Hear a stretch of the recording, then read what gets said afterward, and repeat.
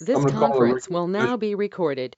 Copley Township Board of Trustees together August 31st, 2021 at 6:30 p.m. Please stand for the pledge if you're able. I pledge allegiance to the flag of the United States of America and to the republic for which it stands, one nation, under God, indivisible, with liberty and justice for all. Thank you. I'd like to welcome our guests from the audience and the Honorable Mr. Jim Borchek here from Copley, elected official of the Copley Schools. Thank you, sir. If you want to address during, okay, we're going to go through the agenda, and when we get to the part, I suspect you hear about the parking. Is that correct? Okay, we can do them all at the same time then. Okay. I can't see of guests from the outside. I don't know if Mr. Boley is in or not. Does not look like it. Okay.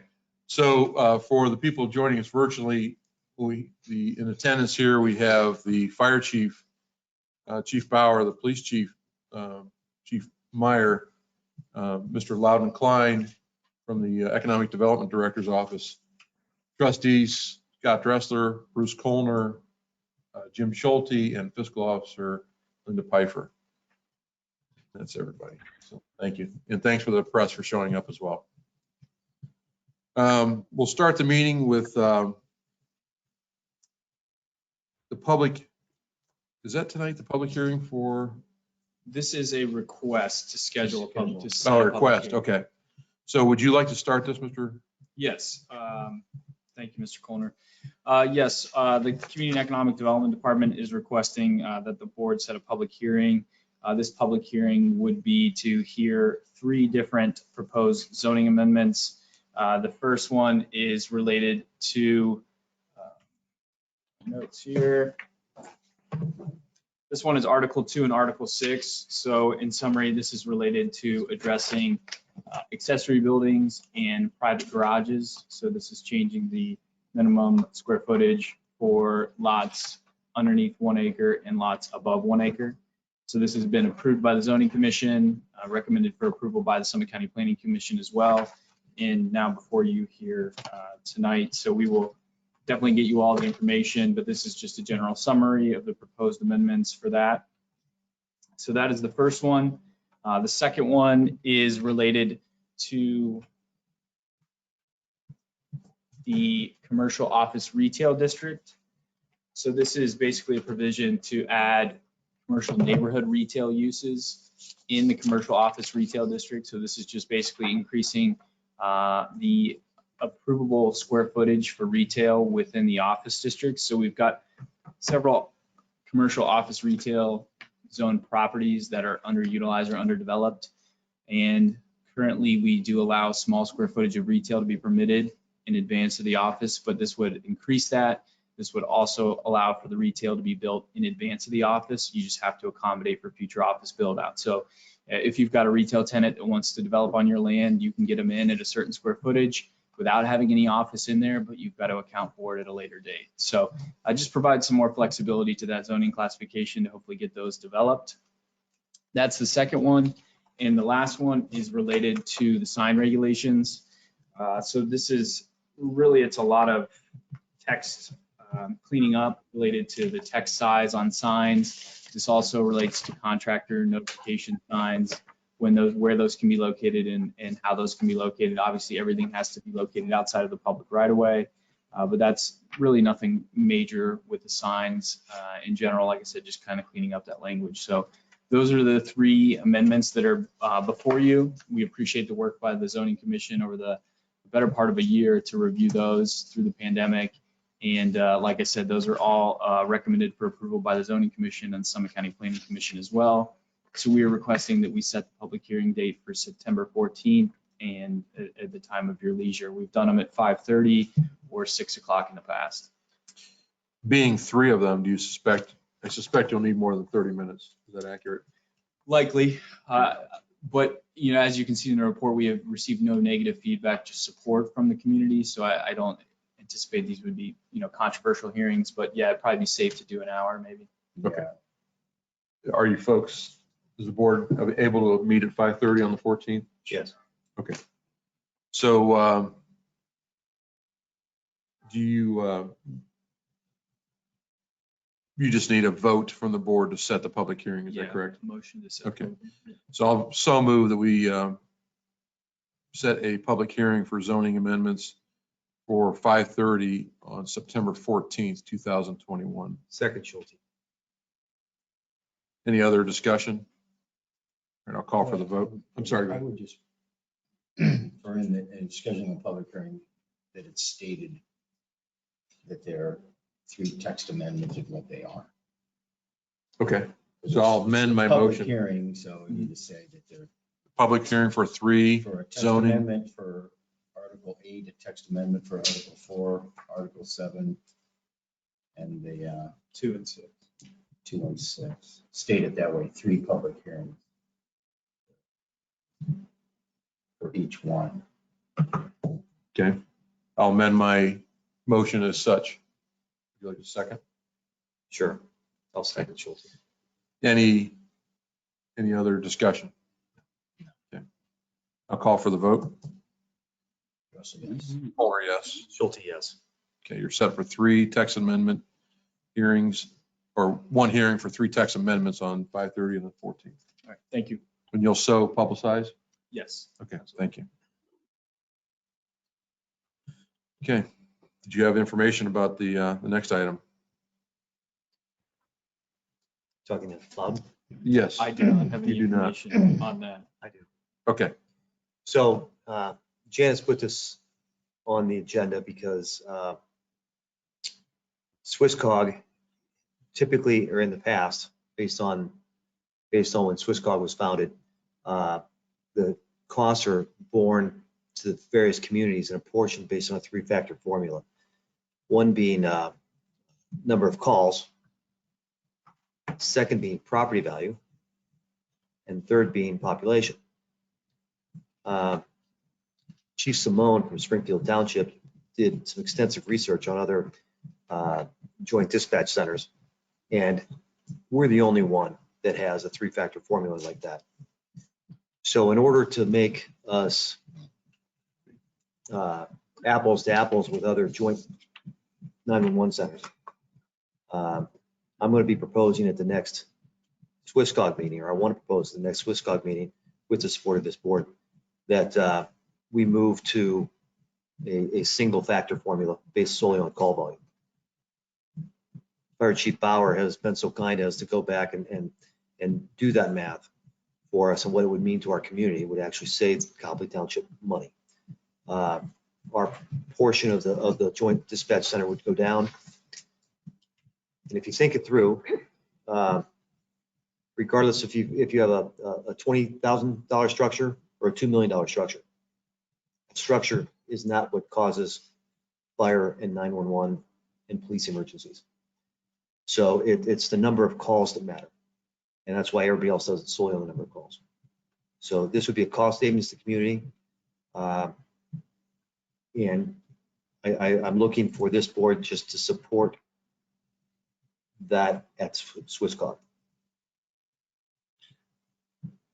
so I'd like to get some more information. So currently it's based on not only call volume, the number of calls a dispatcher has to pick up the phone and dispatch any number of services. Mhm.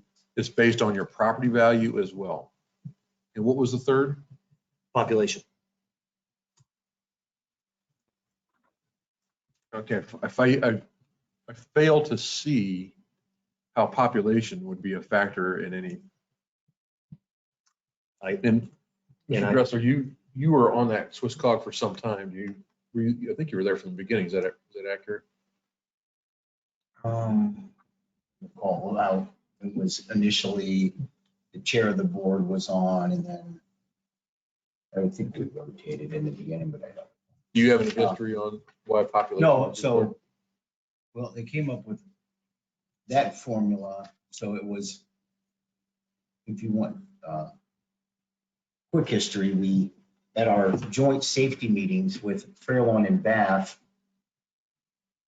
and I recall it because I would question why we kept it. For 8 years, we discussed joint safety center with Bath and Fairlawn. But they wouldn't pull the trigger because they each wanted to host the joint center. And we each had a consultant, $80,000, do a proposal for our joint safety center, and it was going to be a few $1 million. So then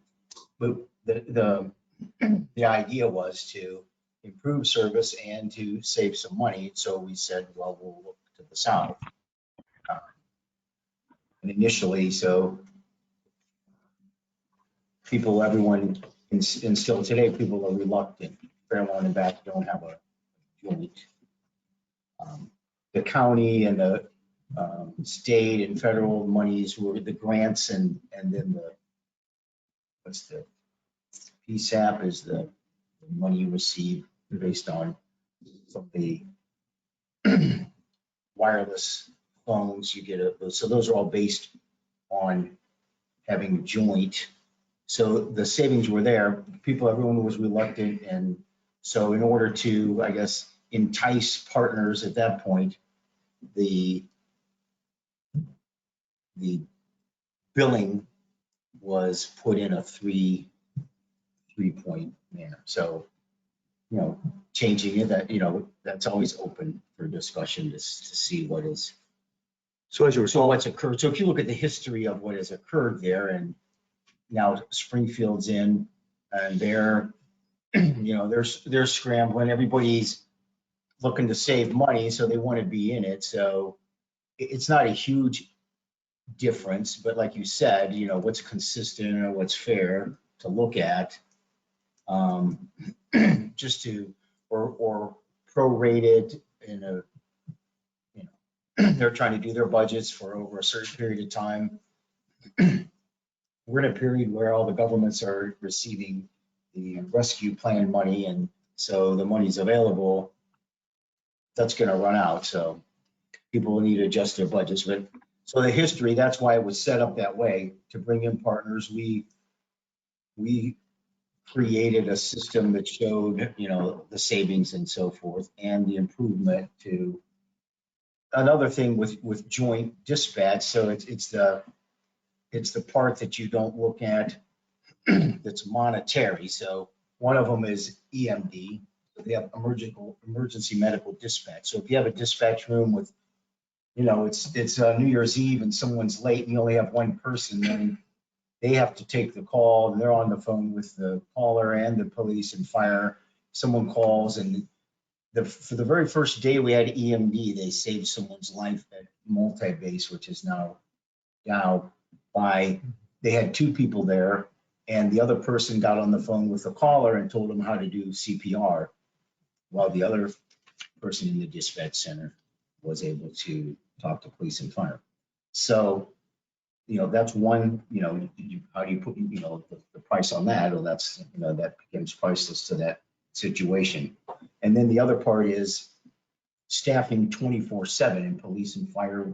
We look at it every meeting with overtime and those things. So you're staffing 24/7, weekends, holidays. So in a joint dispatch, so if you have, 5 or 6 people, so if one person's late a few hours or someone calls off a half day or that, you can carry through, and you can more easily cover shifts. And so it's, it's a management issue. Whereas if there's one person in there or 2 people and something happens, you're in a little bit of a fix. So those are, just 2, I call them intangible values that exist for a reason to have the joint dispatch. So, the formula to pay, it probably shouldn't be that and hard to figure out. nobody's debating that the joint dispatch is the proper way to go Right. for all the communities involved, to save money, to have it service our community better. Nobody's arguing that at all.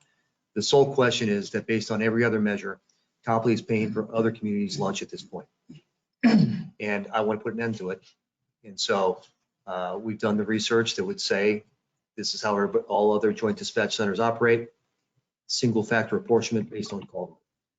And so that's what I want to propose. I And- want to propose at the next SwissCog meeting, but I'd like to do so with the blessing of the board, not independently. That's all.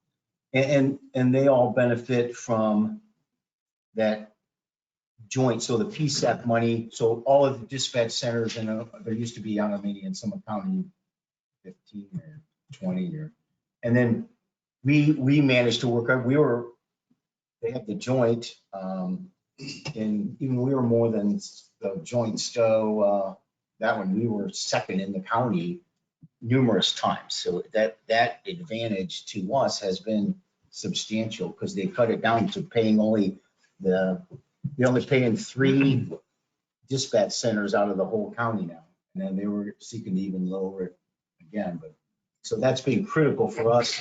So they bring to the table those calls that give us more money. And in order to grow, we need an apportionment factor that would be consistent with other joint call centers, not one that varies.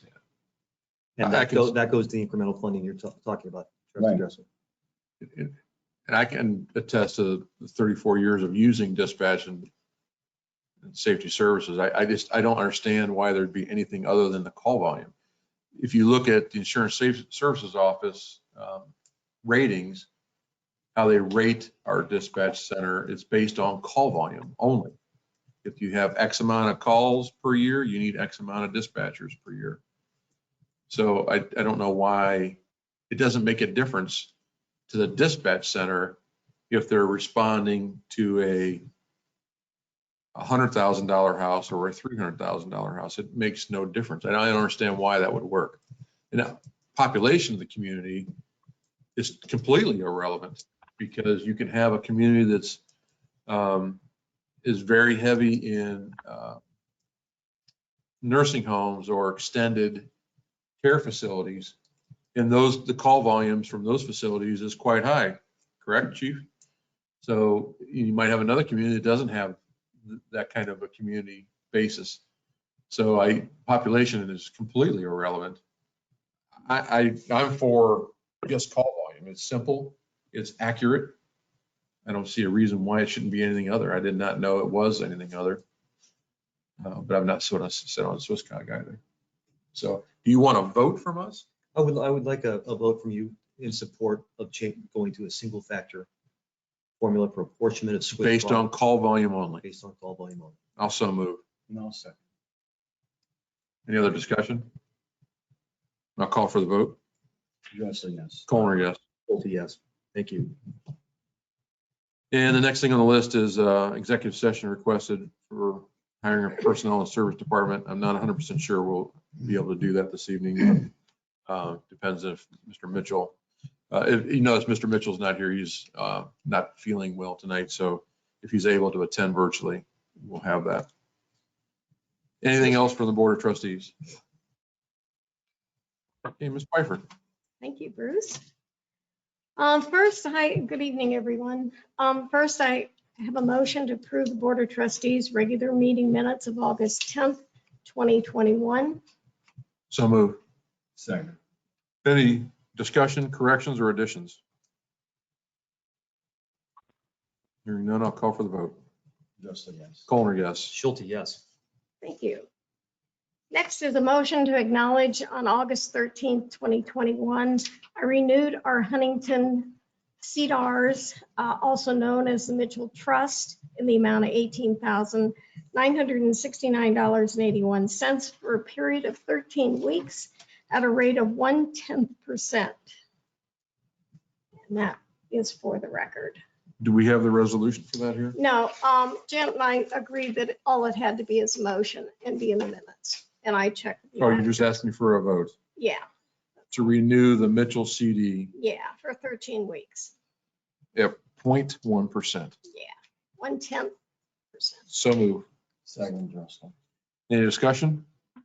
I'll call for the vote. Really quick, if I may, it would be good if in advance of the renewals, if we knew when CDs were going to expire so we could address them ahead of time instead of after the Yes. fact. Yeah, well, this came up all of a sudden. They said they Well- mailed it out and we didn't get Well, it. it was a CD, so it definitely had a date, just like this one that Yeah. we're reading right now Mhm. has a date that's 13 weeks from now. Yeah. and it's So on it should be on your agenda Mhm. to get it in our meeting and in front of our faces, the meeting before. Yes, of course. Thank you. Thank you. Next. All right, a we have to resol- vote. Excuse me. Oh, I'm sorry. I'll call for the vote. Just yes. Colner, yes. Schulte, yes. Thank you. Next is a resolution 86, 2021. It's a resolution to accept $905,049.15 as the township's first installment of the American Rescue Plan Act. So move Schulte. Second. Any discussion? Bruce, Yes, ma'am. you and Janice are in charge of this as grant coordinators. Can you add anything to this? What's this money for? Or- Yes, so the American Rescue Plans Act is for specific infrastructure. Okay, It can be used for roads, bridges, sewer extensions, water extension, and I don't know if I can list them all by memory. One is Broadband. broadband communication or internet extension. I can't think of any more off the top of my head. No. It's part of the American Rescue Plan as passed by federal government for COVID relief, or part of the COVID relief package. that says the first installment. Do you expect another installment of the Yes, same ma'am, about amount? the same amount. Wow. I think it's exactly the same amount, and it's next year, Okay, so. great. A lot of money. 1.8 million. Okay. Any other discussion? I'm curious, this is going into a special, we're establishing a special revenue fund? Okay, I fine. have it, yeah, I Good. have it Good detail. established already. Thank you. You're welcome. Ms. Pfeiffer, call for the vote, please. Trustee Dressler? Yes. Trustee Colner? Yes. Trustee Schulte? Yes. Thank you. Next is Resolution 87, 2021 to correct previous permanent appropriations amendment resolutions. So move, Colner. Second. Can you explain this, please? Oh, Why there needs to be a correction here? yeah, the Board of Trustees previously approved the 2021 permanent appropriations through Resolution 2021-35 and 2021-43. Whereas the amounts were incorrect, resulting in appropriations exceeding the available funds in 2806 and 2926. So Josh Brickner of Summit County notified us. We've gone over. And so this is a resolution to correct that. And it says the Copley Board of Trustees amends Resolution 2021-35 by deleting the authorization to amend the permanent appropriations, which I did. I was authorized to amend it, but it was incorrect. So The prior, it looks like the prior amendment was for a full $33,000 as Right. opposed to an amendment for $7,500 to bring the Right. total to 33,000. So, are there any questions? I have the resolution here.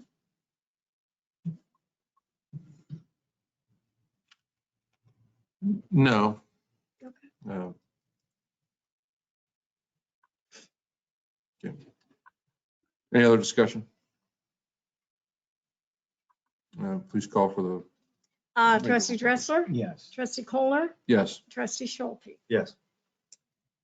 Okay, next, we're going to discuss the RFPs. I have two RFPs from Chase Bank and also Westfield Bank here. They are unopened. I've been notified that they do not contain Exhibit A, which is the pricing index. The original RFP does not include the pricing index. So they were sent out without all the documentation required? The pricing index was missing.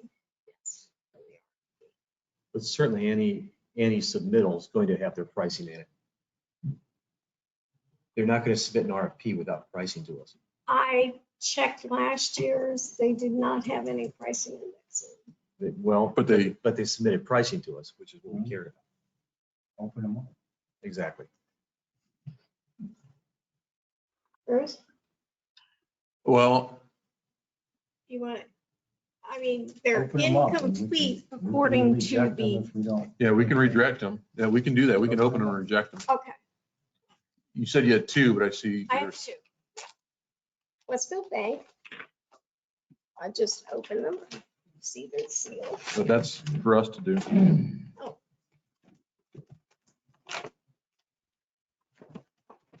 Chases.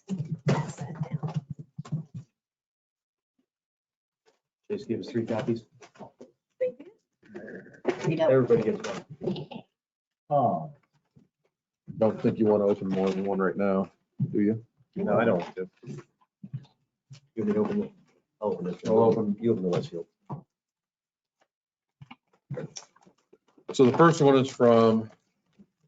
No name yet. Chase Chase. Bank. Let's say Chase on it?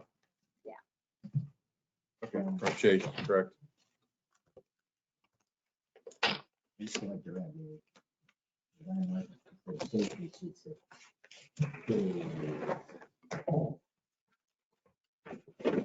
Chief.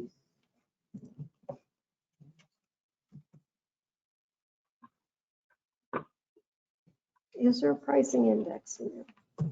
Is it- I'm sorry. Slicing. Oh, I'm sorry. You're not opening yours? You don't have a knife. Wife won't give me one. Oh, you don't have to. Just rip it open. Okay. Easy as that. Let me set that down. We did it. It's a lock. We got it.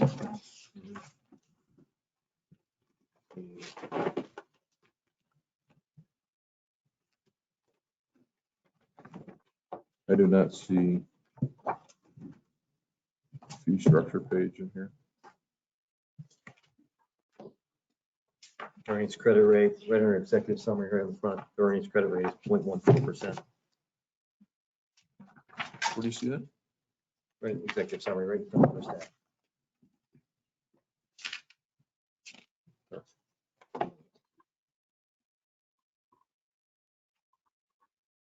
.14%. $500 allowance for transition costs to include bank order deposits and checks. Okay.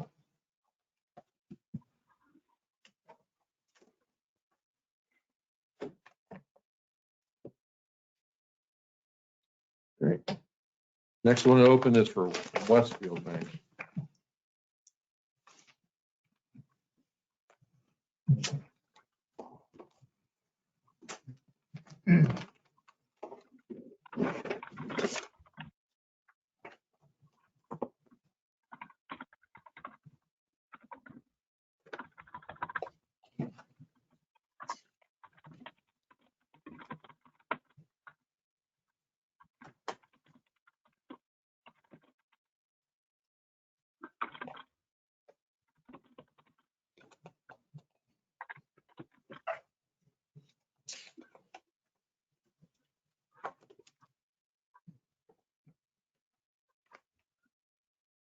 And I'm looking for their interest rates and fee structures. I can't find it in here easily. All right, so there's one for each here. So if you would look through them with me.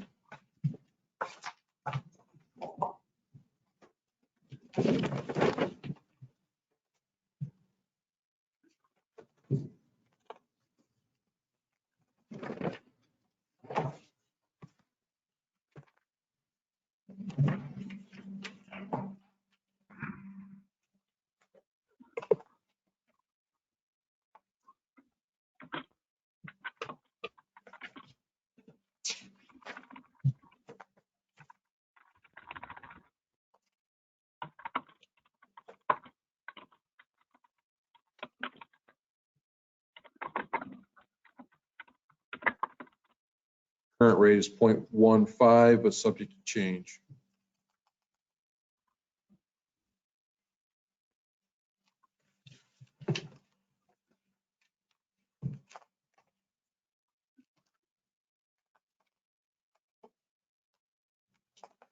I do not see other fees.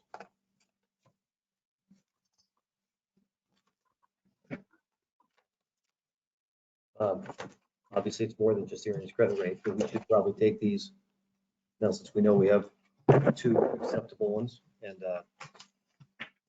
review them and then come back to the. Yeah, that's what we're gonna do. I will turn a copy of each over to the fiscal officer. You can take my copy with the envelopes, we would keep the envelope as well. And you can review those and give us a report at your earliest convenience.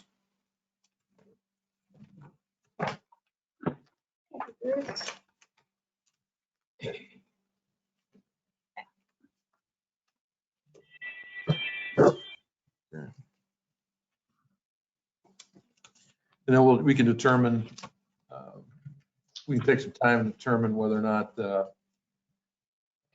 these will be acceptable or not based on missing the one appendix in there. We have time. Our agreement does not end until November 7th. When you mentioned that you thought about throwing them out for missing the Well- appendix, was that from our legal department or was it your No, department? no, just because the RFP request was not complete.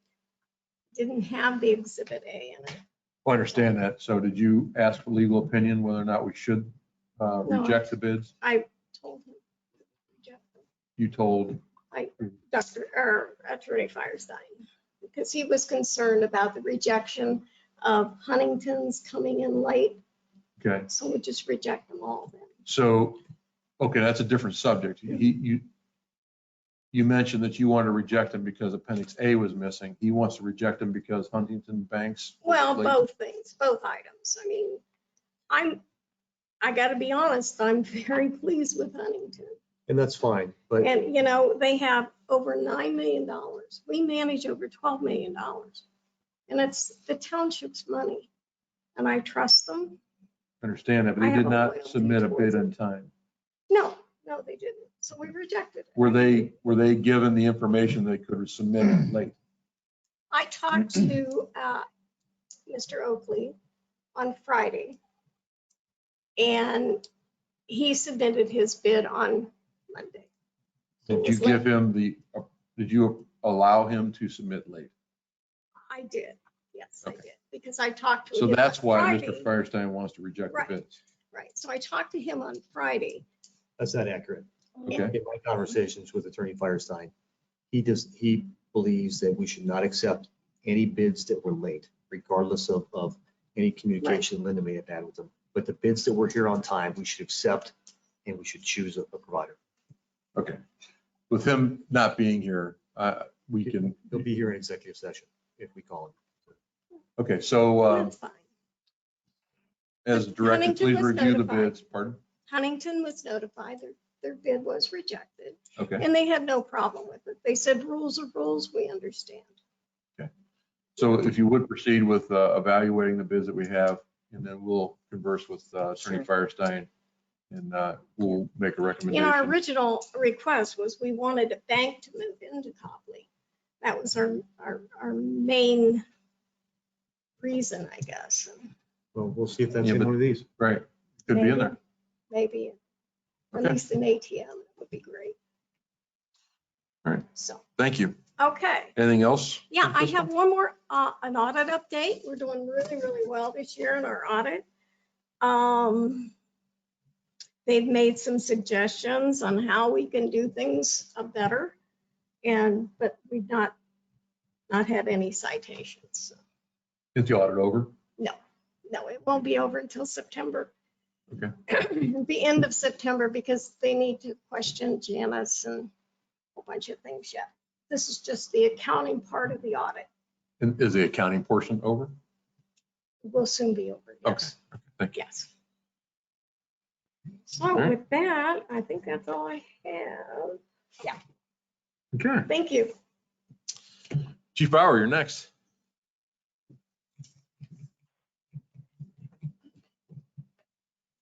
Good evening. So the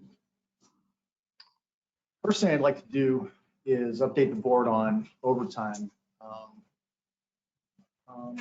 Bob, are you able to move that? My phone, sidebar. So I just updated this today. You can see, this is a bar graph over the last 3.5 years, I believe. And we had up until today, so this probably isn't going to change, 693 hours of overtime. So that is the second highest level of shift full overtime we've had since I started tracking this in our scheduling program. Now, I know this bar graph is a little bit busy, so I'm going to ask if we can see the next slide. What I did here, it's a little bit easier to digest. To compare apples, what we've seen in 2021, this is 2020, 19, and 18 for the same number of months, January through the end of August. And you can see that we are at a high. The trend is not pleasing in the least. There are some reasons for this, but at the same time, I think the trend is still something that is concerning. August was particularly difficult because since we promoted a lieutenant to the assistant chief, that is a shift position that had to be filled. So that's 200 hours that we would not normally have to deal with. Once we complete our lieutenant promotional and our full-time hire, that will not be the case, but I thought I'd offer that as a mitigating circumstance for why we're seeing that. And I've got some ideas for the board, but they surround personnel and are only appropriate for executive session this evening. Any questions on that before I continue? Number of firefighters today versus number of firefighters in 2019. What's your staffing levels, full-time, part-time? I can let you know tomorrow. Obviously, 2020 with COVID is not a good benchmark, but we're substantially higher than 19 and 18 as well. Correct. That's why I thought it was informative to go back. And can you give me that, the 2020 and the 2021 numbers based on percentage of payroll? No, remember, we only do that every 3 months. I asked you that before. I apologize. All right. Thank you. I'm just curious, But Chief. you get my name right, so. I'm Yes, okay. yeah. Chief, I That's just want to make staff. sure that we have the equivalent amount of full-times that we had in 19. I want to, that's a big number. That's a big cost to township and a big cost to the fire department. So Yes, it is. I agree. So we'll revisit it at the, you're going to get some additional information. The end of the quarter is only 30 days away. So we might take a look at it then and see if there's any programs we can come up with, or, might do some brainstorming there, because obviously we can't continue that way. We can't continue that upward trend anyway. Right. So, okay. So my first resolution for the board to consider is a purchase order for $11,550 Polytech Associates for a full-time assessment. This is budgeted for, and I overestimated this a little bit, so I can assure the board that it won't be. So move. Second. Any discussion? Okay. Ms. Piper, do you have discussion, sir? number of firefighters we're looking to hire, how does that relate to the number of firefighters we currently have? How many firefighters are we looking to hire, Chris? I'm looking to hire 3. How many are you looking to hire? Well said. So I'm curious where that would put us in regards to historical numbers, obviously. Okay, Do you want me to tell you that? of course I do, but you don't So have I to can answer. give you a Okay. perspective on part of that. If you compare us to our immediate area by the number of shifts that we have to fill on a rolling day-to-day basis, we depend more on our part-time staff to fill that number of shifts than anybody in our area. So that puts us kind of at a disadvantage, and we're in a similar boat to, again, locally, regionally, and even nationally. Finding good people and keeping them, especially in the part-time ranks, is very difficult. I've never seen an employment environment like this in public safety since I've been a firefighter. So I can tell you that we are we're certainly leaner on full-time staff than our neighbors. I can also tell you that right now on our 3 shifts, we have 5 full-time members on each shift. And so that's 1 less than what we had for about the last year and a half.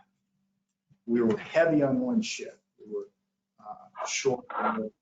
So instead of having 6 on 1 shift and 5 on each of the other shifts, now we've got 5 on each of those shifts. And again, that goes back to the recent promotion.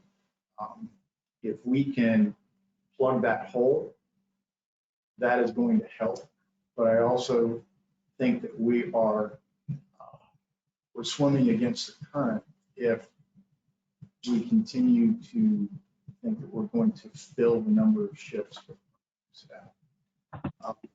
On the next slide, and I already sent an email to the board about 2 resignations that we received from part-time members who took full-time positions elsewhere.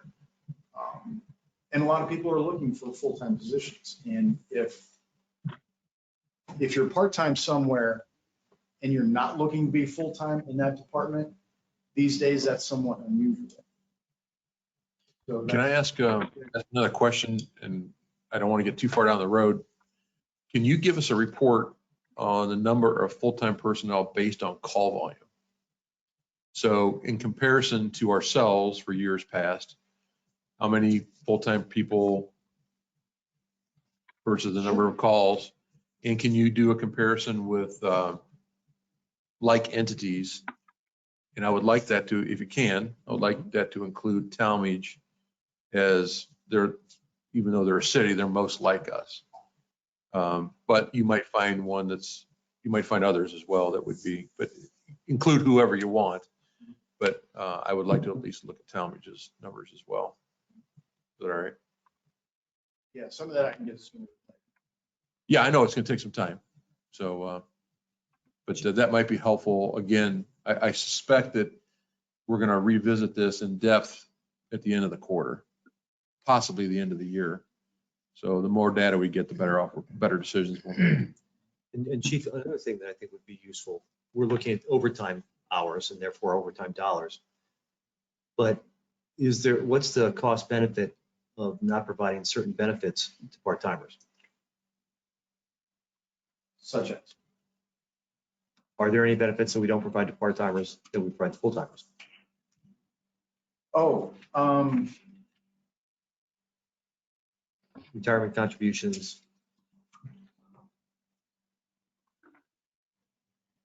I don't want to look at overtime just in a vacuum is my point. If we're saving dollars elsewhere by having less personnel, but we're incurring more overtime,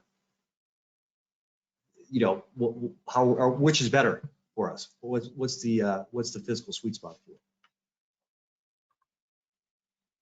I think I've had this conversation with each of you individually that for the most part, we cannot sell, so to speak, the idea of hiring more full-time because it's less expensive than paying overtime. What it's doing is it's wearing our people out. It really is. And we can't continue this way much longer. As I've mentioned several times before, it is, you know, to us, the thing that stares me in the face is budget. But in the back of my mind always is the amount of stress we're putting on our staff, running them to exhaustion. I believe our last B shift, they had 18 calls. You know, had a conversation about this today. It's not the fire department of 5 or 10 years ago. You don't come in and work your 24 and most of the time sleep at night. Not only are you going to be up at night, but you're going to be hopping most of those 24 hours. And so after that 24-hour shift, You, in an ideal world, will have 2 days to recover. We've got so much overtime that our guys don't even have that. So as you mentioned, the numbers are important, but we do need to be willing to look beyond those numbers at what the long-term effect is going to be. The other thing that concerns me is we have no buffer at all. If we lose a full-time member due to injury or illness, we're really in bad shape. We really are. So it also goes to the quality of the service that we're able to provide. And I'm afraid that if we don't intervene in some way, that's going to start to degrade. Well, I think the information we ask will help us Certainly.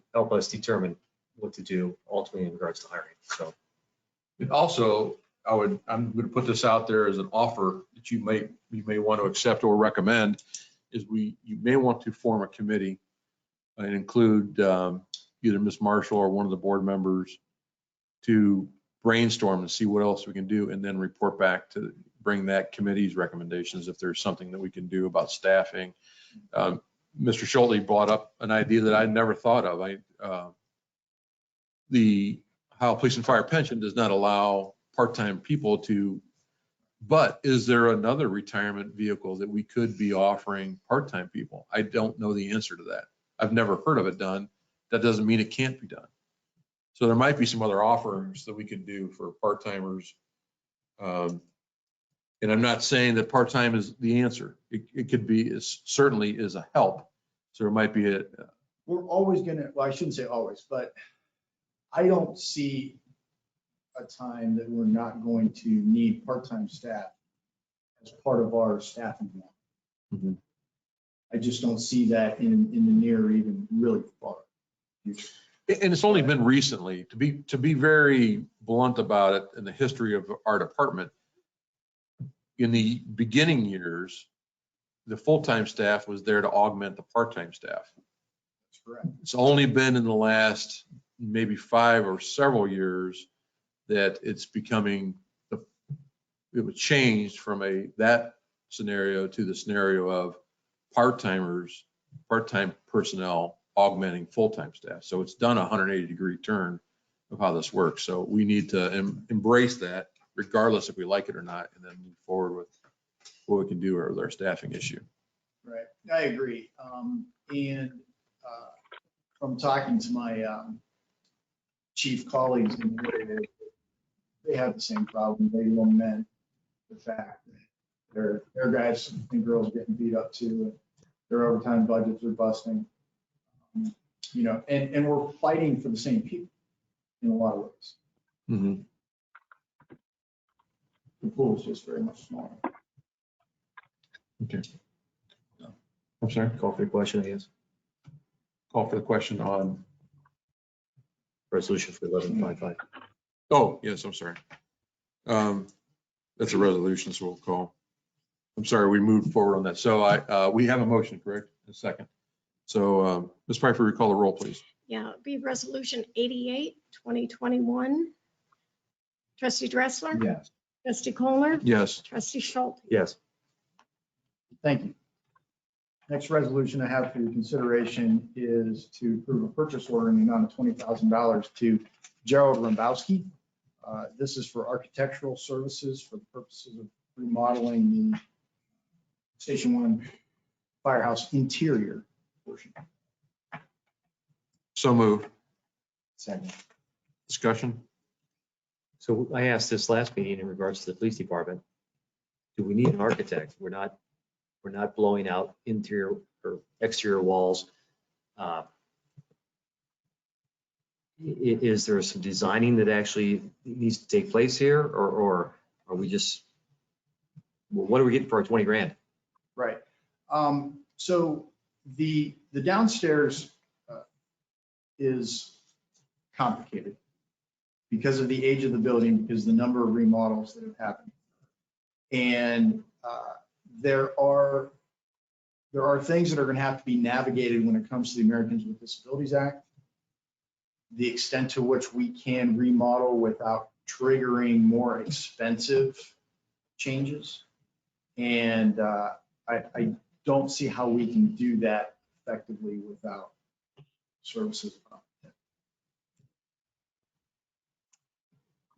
So I have something to add to that too. I don't have an issue with hiring an architect with in mind that this building is still ours. And if we move forward with the building of a new police and fire station, that we want to use that facility down there for, we're still going to occupy it, maybe not with fire personnel, but with administrative staff and or public.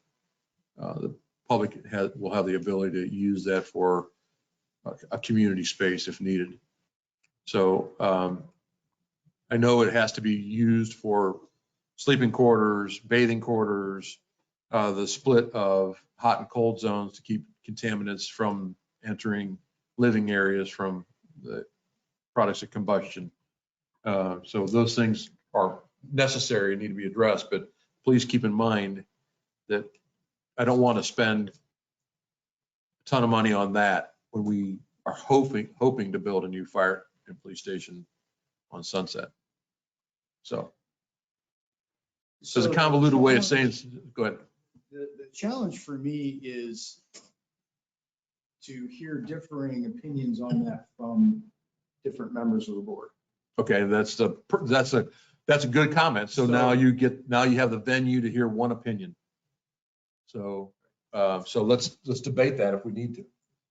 So I'll speak up. I think that, well, we've talked about a joint safety center over on Sunset for years, well before I was trustee. It remains not financeable in our current situation. It remains substantially on the distant horizon. And so I would say that I'm all in favor of retrofitting what we currently have to make sure it fits our needs as far as firefighting. Now, having said that, if you're telling me we have to spend $20,000 on an architect to make sure we comply with ADA and some other maybe structural support issues and things like that, I'm fine with it. I'm much more in favor of spending this money here and retrofitting our current facility than I am in the near term going to build a new safety center. I think there's a lot of other prior projects on our horizon that need addressed before that. Our community deserves those. But I will strongly disagree. The reason I'll disagree is we have been moving forward with the building of Sunset extension solely for the purpose of opening up, well, two purposes. One is to gain access to non-accessible property that we currently own and to build a fire and police station. That is going to be the ultimate answer. I agree that the township has other things, other projects that we'd like to address as well. But in past conversations, we were going to go to the public to see if they wanted to build a joint safety center. That would be a bond issue. Go to vote, as Mr. Dressler had brought up several years ago. So it would be up to the public if they want to build a joint safety center, whether that be next year or in 10 years from now. It's not for us to decide. It's for us to decide whether or not we put it on the ballot. It's up to the public to decide if they want to do it now, next year, or never. So I agree wholeheartedly that the renovations for the fire department have to fit the renovations or fit the needs of the fire department, which include and foremost the safety of keeping contaminated areas divorced from living space. But it's not going to be a detriment to my motion, forward motion or progress to get a safety center built in the near future. Okay. So. Well, there are several factors and you're right how it evolved. It started as just a police station. And it was a few $1 million. And I mentioned before we could remodel garage, add on to this building, different options. And through different groups and committees or whatnot, it turned into a joint safety center. So I'm open to discuss all options at any time. It has become a very large number. So that's kind of the mountain you mentioned to climb. So when do we climb it? Because I argued from the beginning that to do the bond levy, just similarly to schools. If you're going to build a new school, you put the levy on there, and if the people see fit, 50% plus one, see fit, then it goes. And so then, in fairness, then that's, that money is provided, as Bruce is referring, independently of what were other things we were trying to accomplish, although that's key to what people want. The safety services, obviously, schools and safety services, whatever, I'm open to whatever you think. If you spending some money here. I was surprised to see it though, when we did reject the architect for the police station. Right. As far as timing, my thinking on a safety center is that it comes 5th or 6th down on the priority list, behind broadband, behind trails, behind sanitary sewer, behind stormwater, behind drinking water. So now I'm number 6 on the pick list in my mind. And if I'm a voter in this township, which of course I am, I'm going to be more concerned to make sure that those amenities are in place before you come to me for more taxes to build a safety center. And until I see a plan on those first 5 items, I'm going to raise an eyebrow when you're asking me for more dollars on a safety center. In my rebuttal to that would be that we see the numbers routinely when the fire and police levies come up and they pass on a 3-to-1 margin. That's a clear message of what they want, clear. So, and I understand that your priority list, and I don't disagree with that.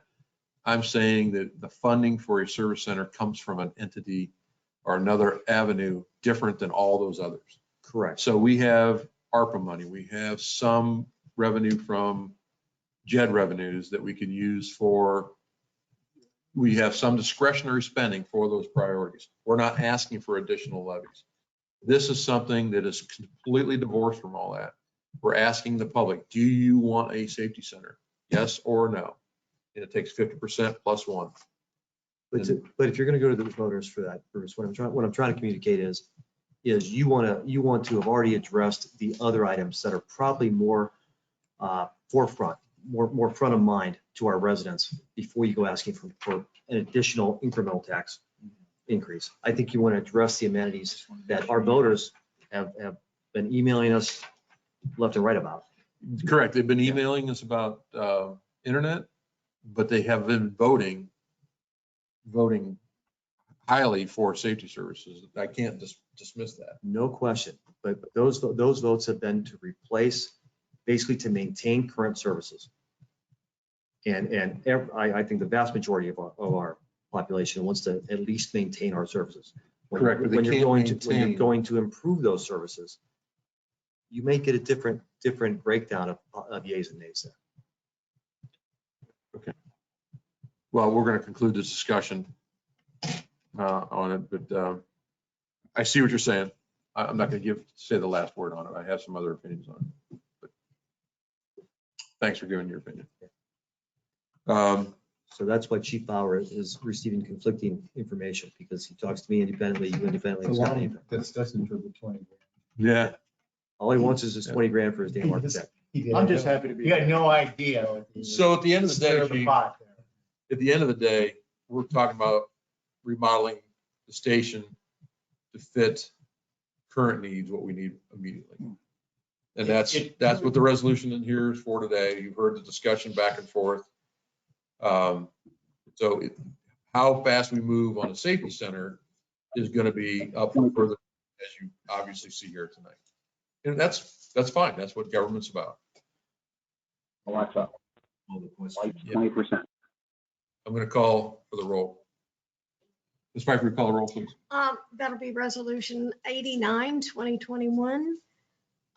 Trustee Dressler? Yes. Trustee Colner? Yes. Trustee Schulte? Yes. Thank you. Sorry about that. That was a lot of debate. That was a lot of debate for unanimous Yeah. vote. Yep. $1,000. As I mentioned, I've got 2 resignations for your consideration tonight, and I sent a more elaborate email explaining the background on these. So my first resignation is from firefighter paramedic Cody Duncan. That is to be effective September 1st. So move. Second. Any discussion? Call for the vote. Dressler, yes. Kohler, yes. Schulte, yes. Chief. And was that for part-time? Is that part-time? They're both Part-time. And a motion to accept with regret a letter of resignation from Joseph Psycho effective September 3rd. So move. Second. Any discussion? Call for the vote. Dressler, yes. Kohler, yes. Schulte, yes. Thank you. And we previously covered capital projects and overtime. And the only other thing that I have from the board is a executive session to discuss hiring in the fire department. Okay. Anything else for Chief Bauer? For the record, that will also include benefits from employment. I saw that. I'll mention that. Thank you. Yes. And the next up is Chief Meyer. I'm sorry, go ahead. Yes. I'm sorry. There was a talk about maintenance of fire hydrants. You want to address that in the executive session? No, we had a discussion with Chief Bauer. Because it's in its infancy and we don't have anything hard, we're going to bring it up. What do we do? There's, and we don't have, my discussion with Mr. Firestein, he would not be available tonight. He said to call him and he would pick up his phone. I called. I called him too. So I don't think it's pertinent right now. We don't have a written contract from Akron, so it's not pertinent. My opinion, not pertinent. Okay. What it is, obviously, we'll have a discussion. All right, thank you. Chief Meyer will be much quicker because he won't give us as much information as Chief Bauer will. He? Come on up, Chief Meyer.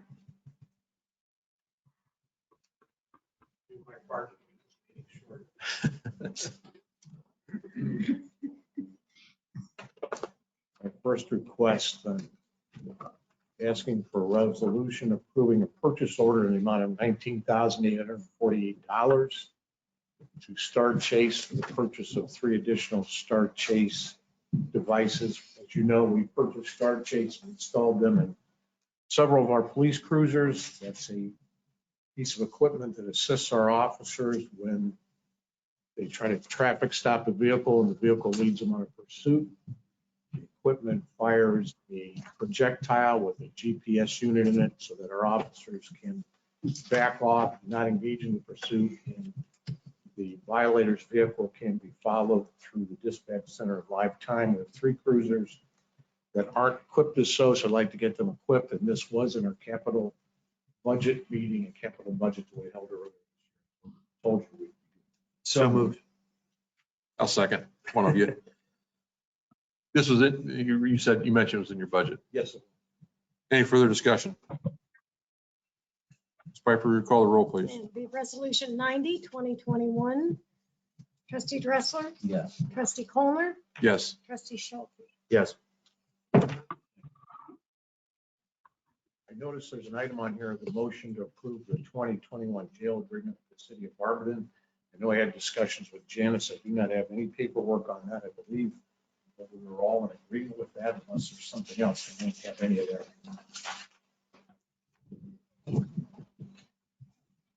For being out of town. Okay. Also move. This is the same. Same. Correct. Okay. Do I have a second? Second. Any discussion? I'll call for the vote. Dressler, yes. Kohler, yes. Schulte, yes. Thank you.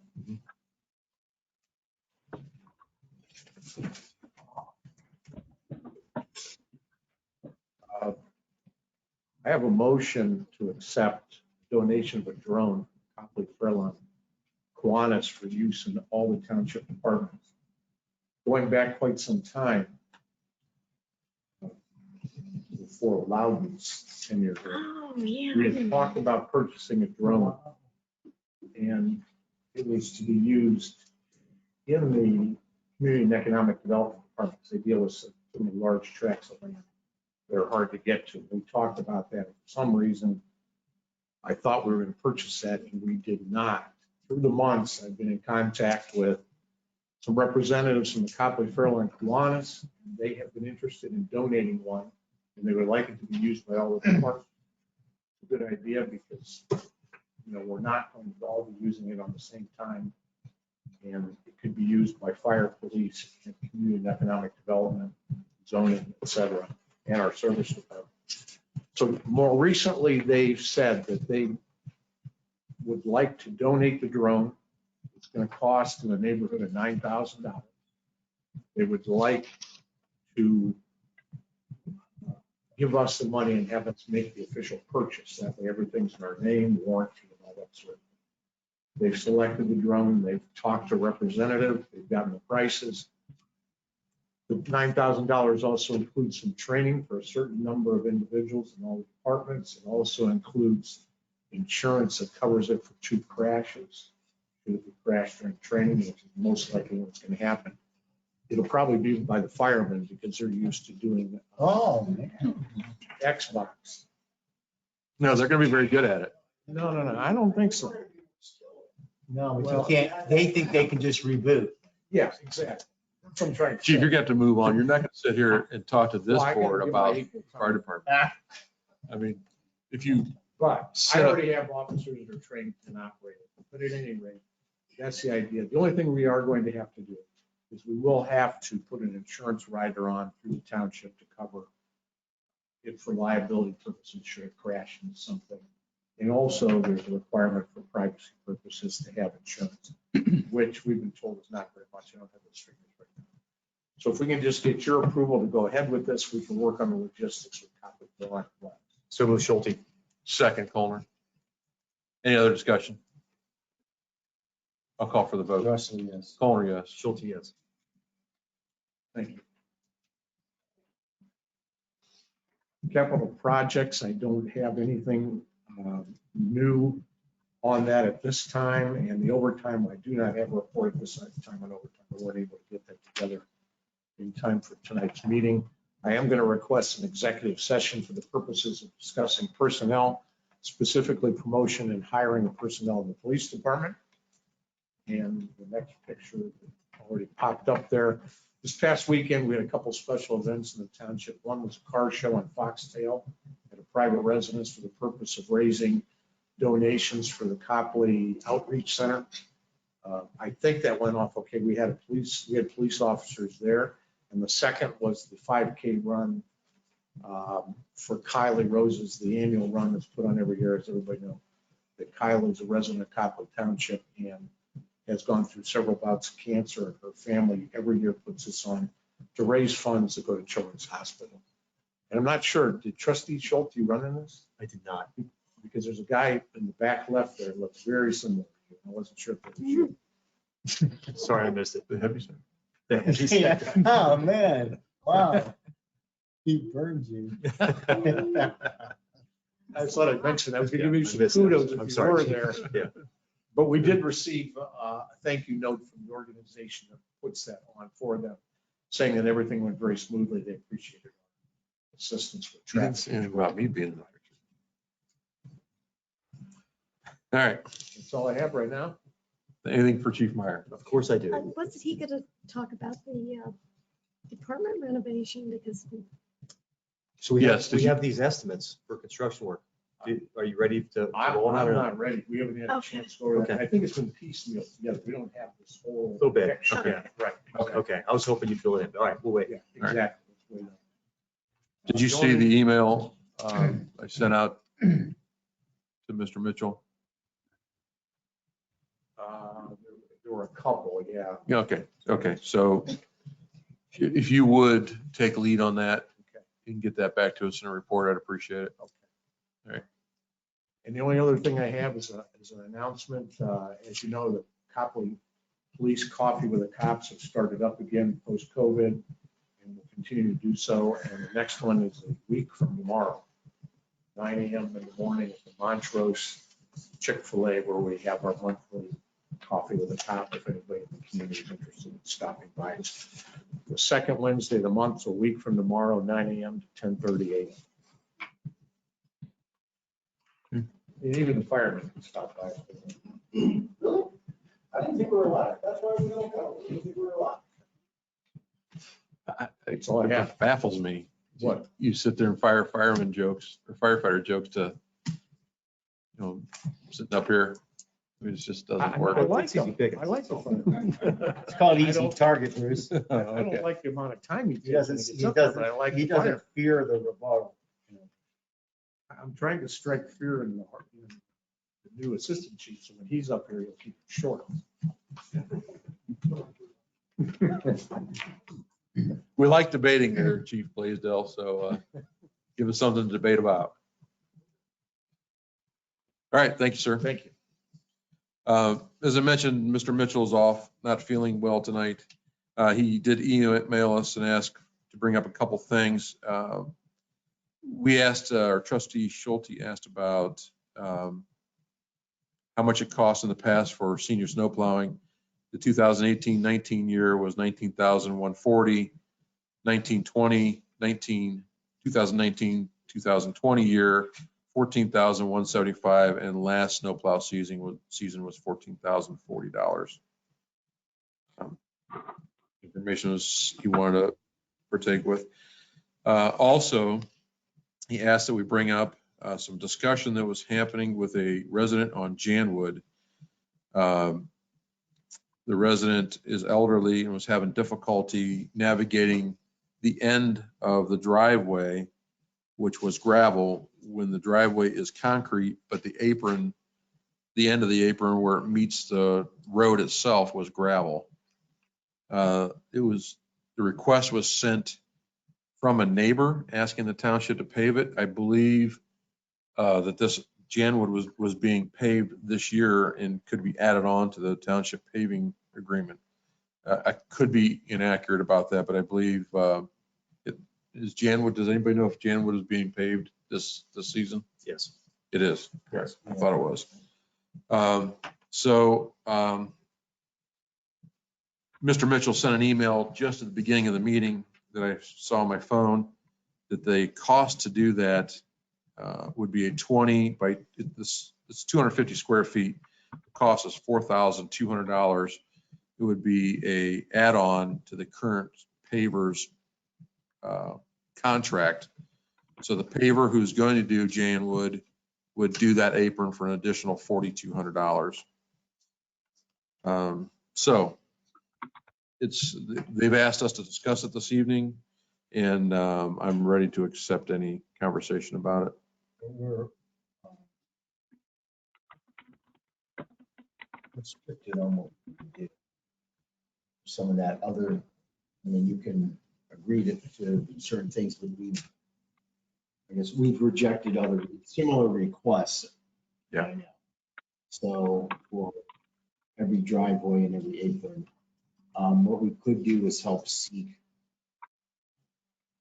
some type of solution for that homeowner. It just wouldn't be through the township, or We could facilitate a donation there process are or something. other avenues to resolve something for someone with disability and need. Right. I'm with Mr. Dressler that the township simply cannot go out and improve. In this case, it's necessary. I understand it, but we can't go out and improve private property, especially to the tune of $4,200. If we had other, I'm sure this resident is not the only resident in the town that could be benefited from a similar activity. So we can't do that, in my opinion, unfortunately. So what I would ask, Mr. Klein, if you would facilitate this as well, if you'd reach out to this resident, I don't want to give a name, publicly give a name or address. If you'd reach out and maybe help ascertain other funding or some other donation process or something we can do to help in this. That's why I asked Mr. Klein, because a public safety or a public property code enforcement officer, Mr. Newman, has been very influential and advantageous for doing similar projects. So maybe they could do something to help this. Yeah. If you could expedite that and update the board via email, we'll try and see what we can do to help as well. Yep. Right? I'll speak with Mr. Newman. As you mentioned, he's been rather successful in assisting some private residences with some assistance. Okay. Thank you, sir. So that's all from Mr. Mitchell. So, Mr. Boley, did you want to mention? I didn't see you on there before. Did you want to speak?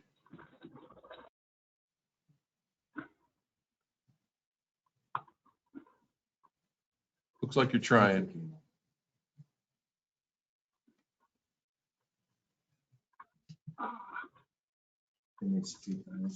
Yes. Mr. Boley, can you hear us? Yep. Not sure my computer froze. I talked to Chief Meyer about the Cleveland-Massillon and Rothrock roundabout. There are some questions there concerning the signage and striping. It looks like it's still a work in progress, but it does look like it has been designed properly. So I've been through it a couple times just to check it out. So it does seem like it's, again, not quite done yet, but it's moving along. I did see there was an incident on Cleveland-Massillon tonight. Didn't know if it had anything to do with the construction zone. No, that was much further north. Was it? Okay, I wasn't sure. But that's really all I had. But I just want to comment that I did get the chance to go through the roundabout. You know, I didn't necessarily agree with putting one there. It does seem like it could potentially be beneficial to the traffic in the area. But the signage and the striping does look like it's per the traffic manual. So so far so good. Okay. All right. Thank you, sir. Appreciate that. Anything else before we move on to Mr. Klein? Okay. Mr. Klein, you're up. Thank you. So my first request is a resolution approving a blanket certificate in the amount of $50,000. This would be matching funds toward a community development block grant application through Summit County Community and Economic Development for an adult fitness equipment at the Copley Community Park. This is including any additional costs associated with the project. So this approval is money that was appropriated in the budget. We appropriated $50,000 for this. With this approval, we will be submitting the application very soon to Summit County Community and Economic Development for the grant for the installation of the adult fitness facility. This will be on the 11 acres that was donated through St. Edward's land to do some kind of senior element adult fitness facility. The proposed location is near the new Sunside Trail, if you're familiar with where that comes into the park entrance. This would also include several ADA parking spaces, maybe 4 to 5 parking spots, as well as a 24 by 40 concrete pad with the equipment on it. We will also be installing AstroTurf around the equipment on the concrete pad, as well as potentially 10 different exercise equipment stations. So move Schulte. Second. Any further discussion? This is for matching funds, Loudon. So the implication being that there's another 50,000 coming elsewhere. Yeah, we will be applying for at least 50 to 60,000. We're waiting to finalize the quotes from the equipment provider, but that's the amount we'll be requesting from Summit County Community and Economic Development. We will, as the matching funds, we'll be using our matching funds to construct the concrete pad and also probably the parking spots as well as any other site work. So I've been working with Mr. Mitchell and Ms. Marshall on doing some planning and getting ready for what we would be committing as matching funds, but this would be the use of those, and that's budgeted in the beginning of the year. Any other discussion? Ms. Piper, call the roll, please. That'll be resolution 91, 2021. Trustee Dressler, Yes. trustee Colner, Yes. and trustee Schulte. Yes. Thank you. I wanted to update the board on some previous discussion we had regarding a event at the Circle for promotion of the new businesses. So this has been named Taste of Copley Circle. At the last meeting, as I mentioned, we requested to kind of have your support and blessing to move forward with planning of that. Me and several of those business owners have met on a regular basis since then. We have named the date for this event as Saturday, October 16th. This Saturday? I'm sorry, when? October 16th, from 12 to 6 p.m. This will give time for us to kind of get the necessary permits and organization with the logistics of it. We also were cognizant of the Ohio State football schedule. That's obviously very important in Ohio on Saturdays. So that is the bye week. So that's Need a big screen at the circle. That's when you got the party. So we wanted to avoid any confusion with that. Make sure we had. You said that's the bye week. Yeah. So optimum attendance. So right now we're confirming the vendor list. We've got, like I said, 4 or 5 businesses already committed, but we want to include not only the new businesses, but those existing that have been supporting and investing in the circle for many, many years. So working on rounding out that list. We're also finalizing music, restrooms, other logistics with parking and access. So again, working on that. We really want to do a logo and have kind of a branding scheme for this event. I will likely be coming before the board if necessary, maybe at the next meeting for small financial assistance just with the promotion and branding. But like I said, we're hoping for participation financially from some of those other businesses. They're really excited and supportive of it, and we think it could be a great event. So again, October 16th, we're hoping to put information out, unless there's issues from you all tonight, in the connection to make note of that for the residents. And then again, we'll continue to pump out information on social media leading up to the event. Okay. All right. So a couple updates on some capital projects. So we've been discussing over the past several months, trying to work with Copley Fairlawn School District on a lease for that parking lot. So I just wanted to make note that that lease has been prepared by Township Legal Counsel. While you're doing this, I'm sorry to interrupt you. Yeah. I'm going to ask the Honorable Mr. Borchek to come up to the mic. So if he wants to discuss anything about that, you can. No, we'll do it. We'll do those just after his report then, if that's all right. He's almost done. So, okay, that's fine. I just, if you wanted to mention. Okay, you'll have to do it from the mic though, is what I'm mentioning. If you do have a comment, you'll have to do it from the microphone. Okay. So when we discussed it previously, there were several provisions that the trustees would like and the school district would like as well. So those were all included from my review in the agreement. So we have sent that to the school district and their board and administration for their review. Once that's signed and reviewed by them, we'll bring it back before the board for execution. So just to make note, as it relates to the development of that project, access to that property will likely be working with the Community Improvement Corporation on a parcel they own at 3564 Copley Road, just west of the Napa Auto Parts. So if you haven't been by recently, we actually had some trees removed from the site, so it actually opened it up quite a bit, so you can kind of see the size of it. So that's promising, and we will hopefully be having the demolition of that building, or I should say that home, in the next 30 days. So that will help kind of understand the access and what we're working with and be able to do a little bit of preliminary engineering once the lease is executed and we move forward. So I just wanted to make note of that. If Mr. Borchek has anything to add to that, feel free. Yes, if you want to add, please come up. The reason we have to talk on the microphone is so that people virtually can hear. We received the information, obviously, and we've given it to your lawyers, to our lawyers, that type of thing. Like I look through it, I see the legalese, leases and leasers and all legalese. Yeah. Yeah. Now, I one was thing, surprised you signed for everything, Jim. I didn't know. Yeah. Did you read that? when I saw the one page, we are the Copley Fairlawn City School District. It's incorrectly listed on who we are. So Copley-Fairlawn City School District. That's what officially is our. Should I do my other thing now? Yeah, I'm sorry, we'll interrupt your report. Yeah, for a that's minute. no problem. Mr. Borchek's got some So other. a question about you wanted a Halloween rain date for our buildings. You can submit a rental and request with all the details on it, and we'll process it. Okay. We talked to our board, and There was some conversation about what to do if there was a rain date. right. And that's why I asked with the current COVID situation, if you wanted to. it's up to you. It's up in your hands, basically. We're receptive if you would put that in, if you want to rain date. Okay. Let us know. Thank you. COVID news. I got, this is the current numbers I got just before I came to this meeting, just so for the record, so people know what's going on. We are highly recommending masks for our school district, for our staff and our students, but we're not mandating. That's our position, and we're good with it. We know there's a lot of COVID in the Summit County area, but, and I know there's people, residents in our district that are very concerned about children 11 and under, particularly because they can't get vaccinated. But here's our raw data numbers as of today. We've had zero positive staff cases, zero cases as of today. We've had 0 K-4 cases. We've had 7 Copley Fairland Middle School cases and 2 Copley High School cases. So we've had 9 positive cases as of right now.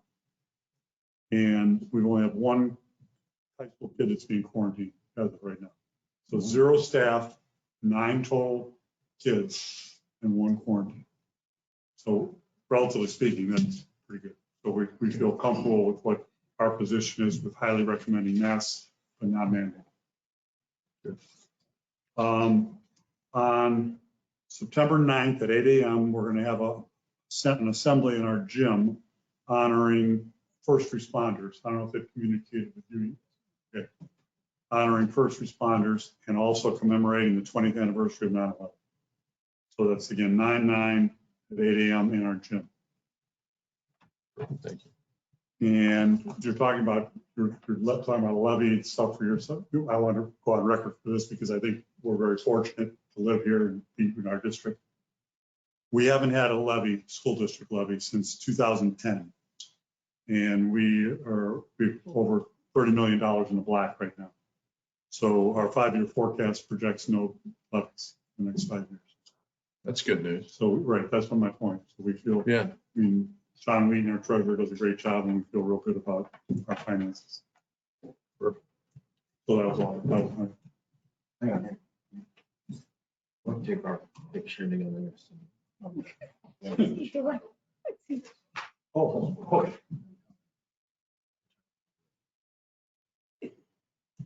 Our sons are going to the Browns opener.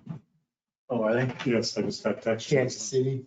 No, not in Kansas City, Oakland, Cleveland. Oh, Como. Houston, Texas are playing Cleveland, their Cleveland Browns opener.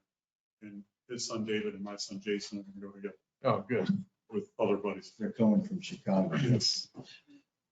I'm going to give a quick report on COVID as well, based on some information from Summit County Health Department. Summit County Health Department last week asked the Summit County Emergency Operations Center to reopen.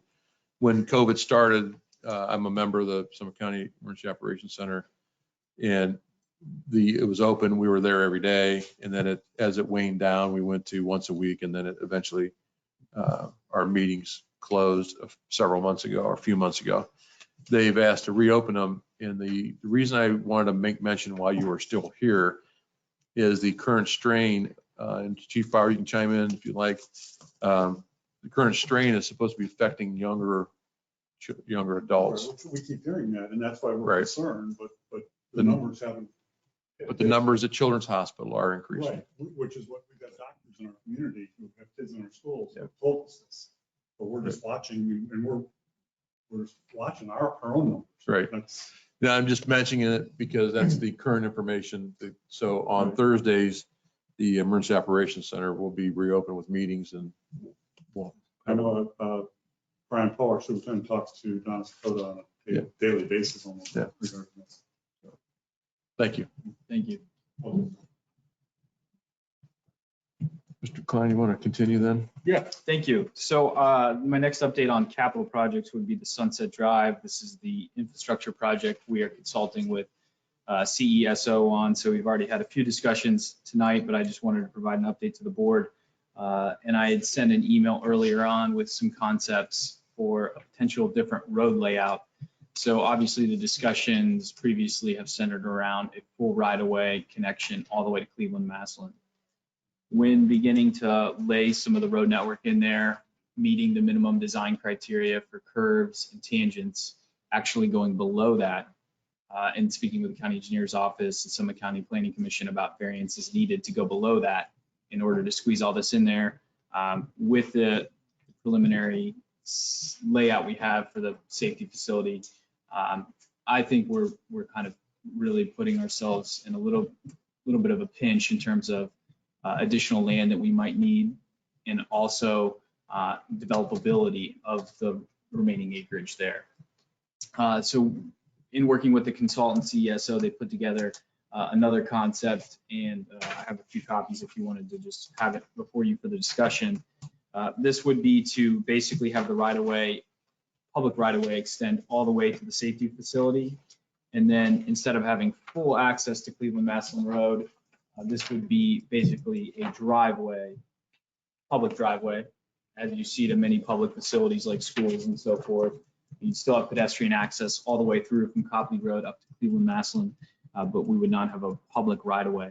And again, this is just because when you have the sheer size of the safety facility, laying it in there, meeting adequate parking and stormwater management, and I believe, I apologize, these conversations predate me, the visibility of this building from Copley Road. This was kind of the desired location. And again, when you lay that building in there, it really shifts that road to the east. And to meet those minimum design criteria makes it rather difficult to have a public right-of-way all the way through there. So in summary, that has resulted in this alternative concept. And before we even consider this with the consultant in our preliminary planning discussions, I wanted to talk with the board, because I know when you all initiated this project, some time ago, the thought was to have a public right-of-way all the way through there. So I didn't want to dispute that when we considered this concept, but I wanted to get your initial thoughts. So I expressed aloud already my initial thoughts, but I'll share with the rest of the board at this time. This needs to be a public right-of-way the entire way. And that's what we approached Audubon in acquiring part of that land for, to make it a public right-of-way, not to make it a private driveway to our safety center. So you can still accommodate that by simply, instead of placing the safety center on a diagonal as is currently proposed, just straighten it out and make it go north-south. And then your public right-of-way could still take place, and you would have as many, if not more, developable parcels. That's fine. Yeah, I agree 100%. It should be public all the way. That was part of the reason, was to make a boulevard here to improve these lots, Yes, sir. both owned by us and other people. Yeah. So I don't have an issue with turning. From what I'm hearing, you think we would have an issue because we have previously discussed placing the building in this manner. If it can't fit, it can't fit. Yeah, I think that if we really want the building to be this size and this location, and I mean, if it's this size and to meet that with stormwater management, it may have to go there. But to Trustee Schulte's point, you may be able to shift it a little bit, but you might have to look at a little bit of the architectural of the building, size-wise and stuff like that. Because I think if you want it public right-of-way all the way through. Wouldn't you want a public right-of-way? What would be your recommendation about the road? Yeah, I think it would be best functionality to have it public right-of-way all the way through. I think if that's been the previous conversation, I mean, I think it would, improve access probably for safety facilities. It would probably improve the developability of those parcels. Having just one access from Copley Road is not going to be as appealing as having a second access from Cleveland-Massillon. So I think that definitely would help. Like I said, I just had some concerns going this direction with the public right-of-way through there, having to acquire additional land and losing any the developability of the land on the backside of the Audubon. So I apologize for the in-depth conversation at the trustee meeting, but it's just, without a work session, it's just, this is the only forum to have this discussion. That's right. And that's what it needs to be done in public. So if it's not in a work session, it's got to be done here. So what I'm hearing and what my recommendation would be is to maybe look at shifting the building a little bit.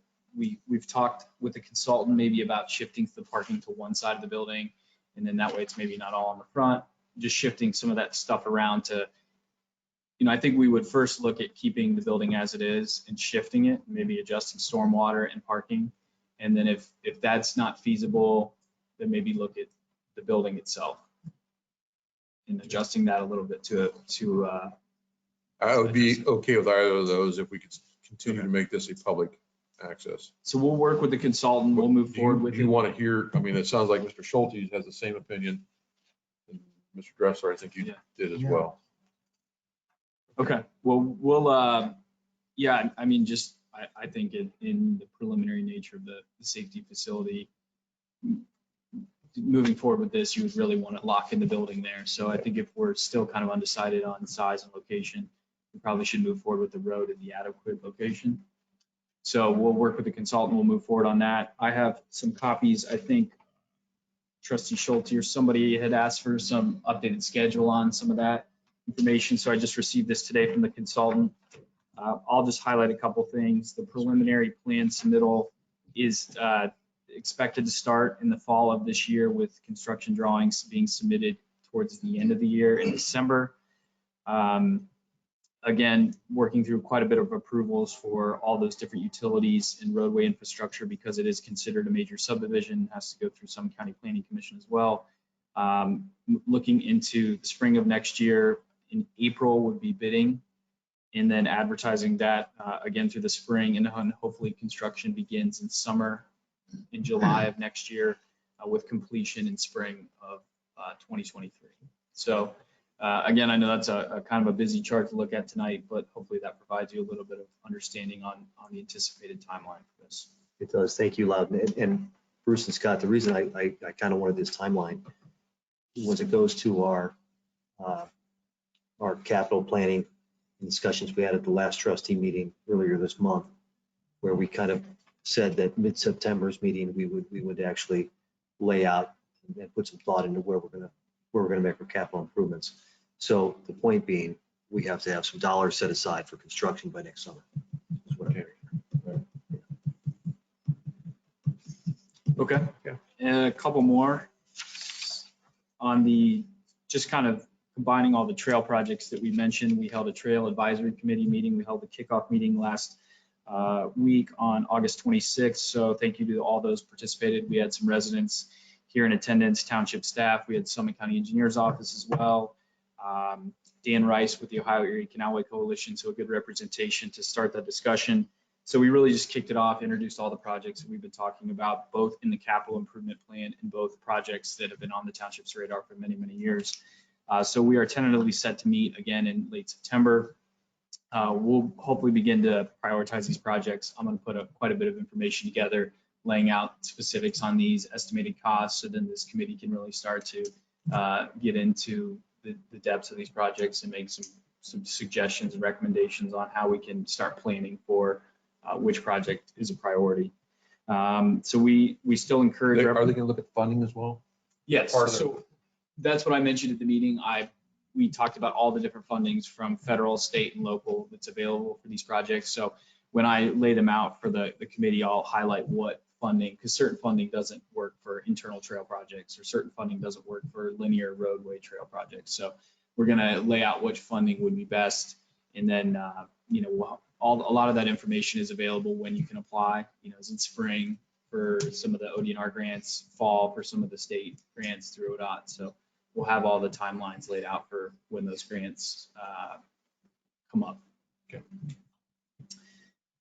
So we still encourage representation from all those. I think we could welcome a few residents maybe as well. We have a lot of representation from the western portion of the township. So obviously there's some great projects on the east side. So any residents that would be interested in discussing trails and projects that are on the east side of the township, we want to have an all-encompassing group. So we encourage that. And related to the trail projects, the TASA applications, which is for the active transportation applications, that, excuse me, go to AMATS, so the Akron Metropolitan Area Transportation Study. Apologize, it's a long acronym. Our representative on AMATS is the Summit County Engineer's Office. So in order for the township to apply for projects for active transportation facilities through AMATS, we have to submit them. The Summit County Engineer's Office submits them on our behalf. And speaking with Joe Paradise, who's been very helpful in working with us in the last couple of weeks to maybe talk about those applications, has suggested that in October, we might want to make a recommendation for projects. So I just want to put that on the trustees' radar, and we will also be, maybe making recommendations from the Trail Advisory Committee on potentially several projects that we could be applying for. So the projects that we've discussed with Mr. Paradise are the Sunset Drive active transportation elements of that project. So that the sidewalk and the path up to Cleveland Massillon, combining that with some kind of network in and around the circle, and then connecting that to the sidewalk project we've talked about here. So these are ones he suggested. You know, the replacement of that project could be part of the application, combining it with Sunset Drive, and we would have really a bigger project in scope, as well as the Ridgewood Road project. So that's been a project that was on the board's priority. It's been in our capital improvement plan as a priority project, and that's, you know, connecting Hametown Road all the way to Cleveland Massillon.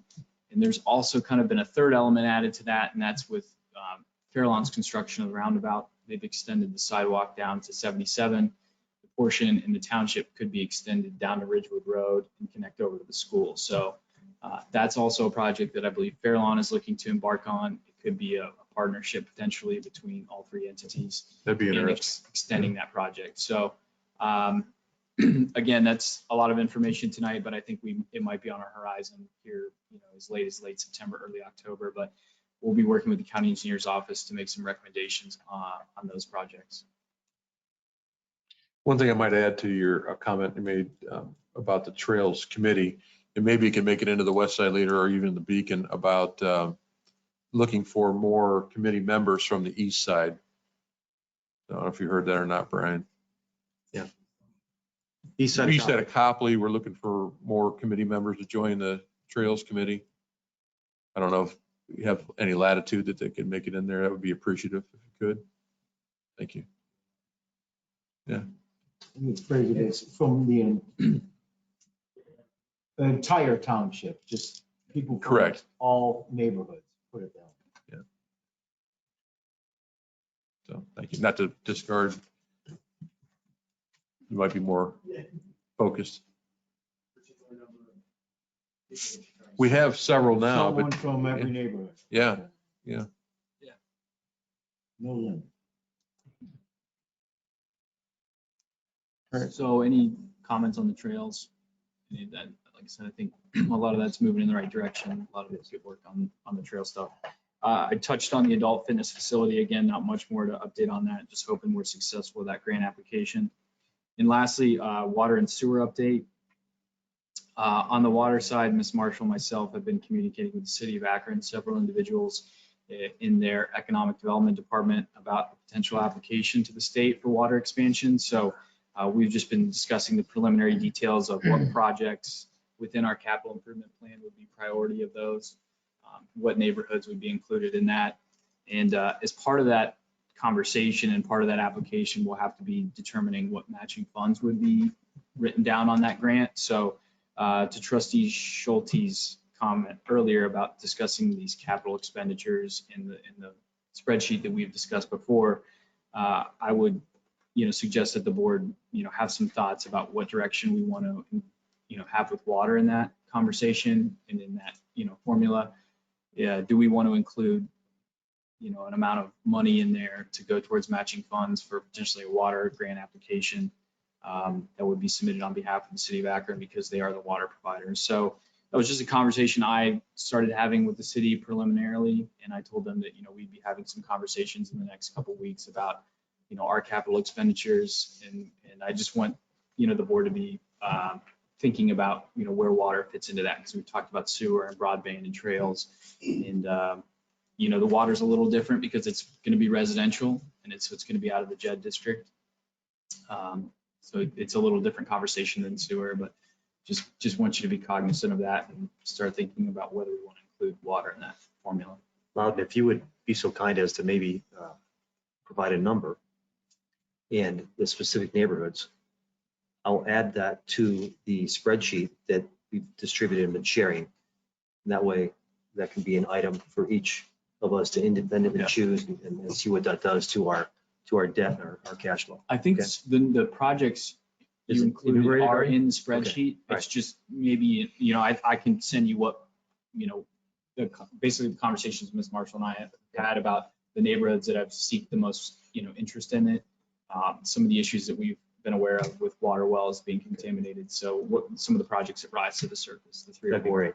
Yeah, the total water project is like, $70 million worth of project. So we would probably obviously whittle that down. I think the grant can be anywhere from 5 to 10 million that we were discussing with the city. Okay. Okay. And then lastly, I wanted to provide an update on sewer. So I think we were talking about also on this formula and the spreadsheet where the sewer loan falls in that we've been working with on Summit County Department of Sanitary Sewer Services. So I had a conversation last Friday with Dave McCullops, who is the representative with Environmental Design Group, who's preparing that preliminary information that the county needs. He has been working with them and has an update for us that the tentative schedule is that within the next month, the Summit County Sanitary Sewer Office would nominate the project to the EPA for the loan. And then we would follow that up with, several months of working with Summit County on an agreement. So Summit County needs an agreement with the township in order to basically outline our obligation to repay the debt for the loan. Once that is completed, then hopefully before the end of the year, Department of Sanitary Sewer Services would then submit the formal application for the loan. And then this would be receiving the loan for the design. So this would be, however many hundreds of thousands of dollars to do the design of these 5 projects. The design would take place in 2022, and then we would apply for another loan for the construction.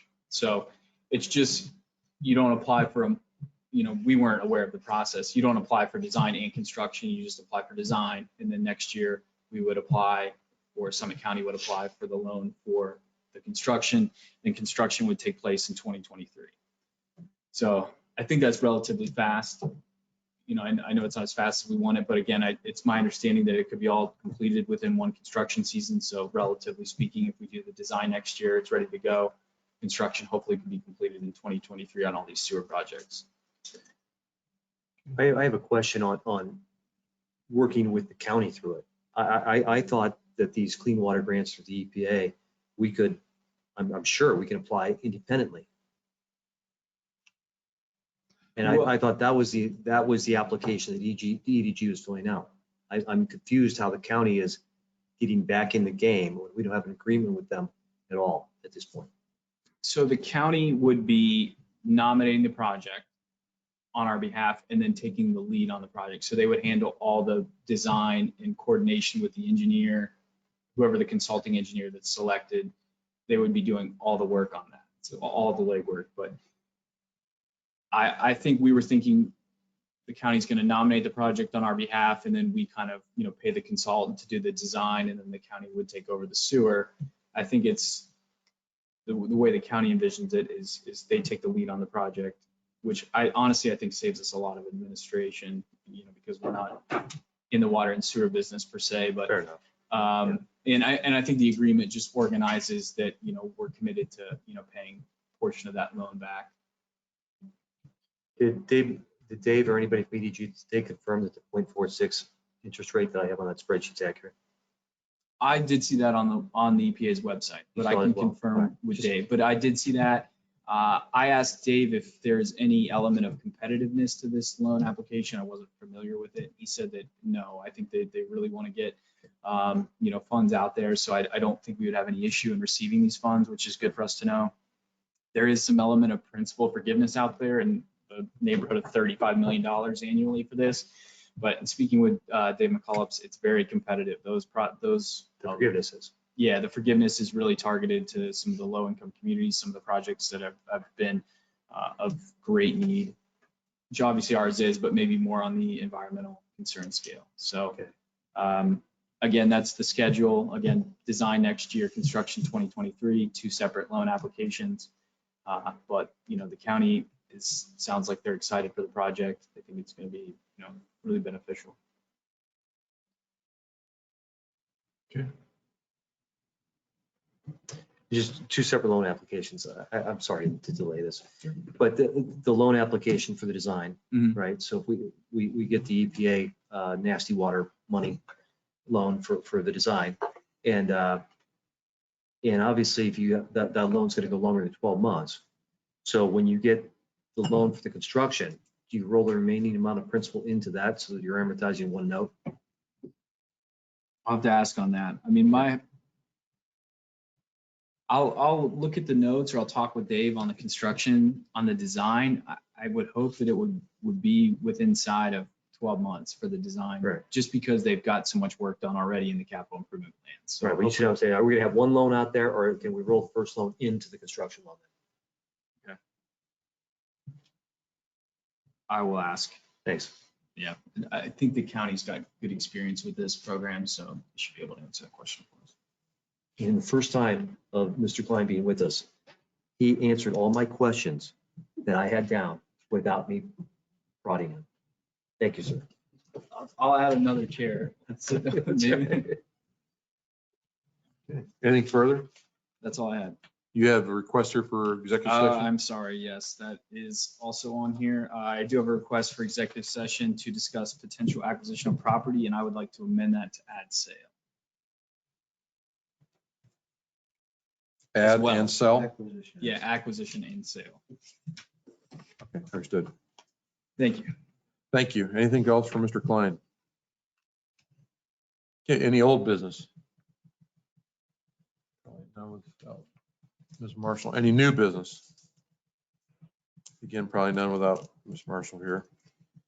Correspondence. Was somebody going to read some correspondence, or there's a note here about broadband expansion? I will make mention that from the last meeting, there was some information sent around via other avenues of social media about our possible participation with the county or other organizations to build infrastructure, primarily fiber cable, to promote broadband expansion. Board has received dozens of emails in support of that. So rather than reading them all, I would just say that It's a countywide. yeah, is through the ARPA money fund, the county is looking at doing something. It's very much in the infancy. There's not been any numbers, any projections. They just asked if we'd be interested in discussing it. And the board voted on that last meeting, and it was unanimous that we are interested in moving or joining ranks with the county and other agencies or other municipalities to promote broadband expansion. So the public knows that we have voted in favor of that, and we're going to be getting numbers further from the county. Any other correspondence? Okay. Business from the floor. Ms. Chisholm. Yes, she stopped in here earlier. She was asking a projection on time, and I thought maybe we'd get to her by 7:40, 7:15, 7:45. We're slightly late. Yeah. I'm very, very sorry. I'm very sorry. As I did put a disclaimer on there that I have no I idea. appreciate you burning them. It's the second and fourth Tuesdays. You can come as often as you want. Yeah. Ma'am, would you please state your name and your address for the record? My name is Vicki Chisholm. I live at 4572 Briarcliff Trail. Thank you. Proceed. Before I start with what I actually came here for, now that I see that Chief Bauer is here, I just want to say, I'm trying not to cry.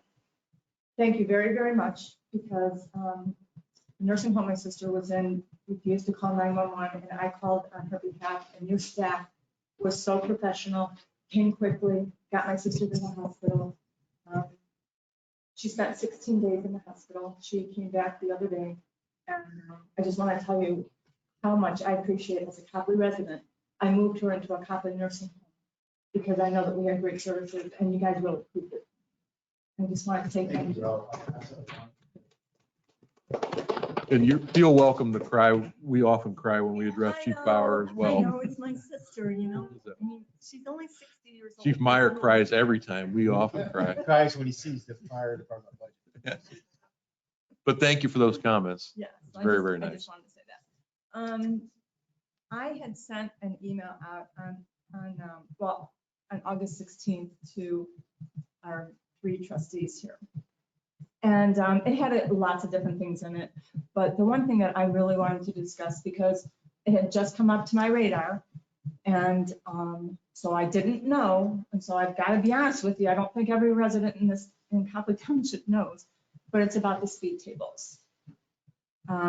It was my understanding that where I live at, there will be no way to get to my street from where these speed tables are supposed to be placed. And so I talked to Bruce about this at length, and he had told me that the township had bought 5 speed tables. 2 were going to Ridgecrest, and he believed that 2 were going on Westmont and 1 was going on Creek Ledge. And he said it was a done deal, but I should call Janice to get more detail because he wasn't 100% sure about the Westmont and the Creek Ledge. So I called Janice, and she said that it wasn't a done deal yet, that they were installing 2 on Ridgecrest, and then they were going to be getting feedback from the residents on that particular street. And that she encouraged me to come and to discuss this here. And the only thing that I want to say is I asked Janice if I could please have all the information that everybody has been working on. I wanted to know all the streets that have had the speed trap thing. Retrieving data from. Yes, I want all the data. I want to know the streets. I want to know something about there was some research surveys that was done, and I asked her if I could please have access to that. And she said that she would work with Mark Mitchell on that. But I believe that she is also on vacation. That is correct. And Mr. Mitchell, as I mentioned, is off ill tonight.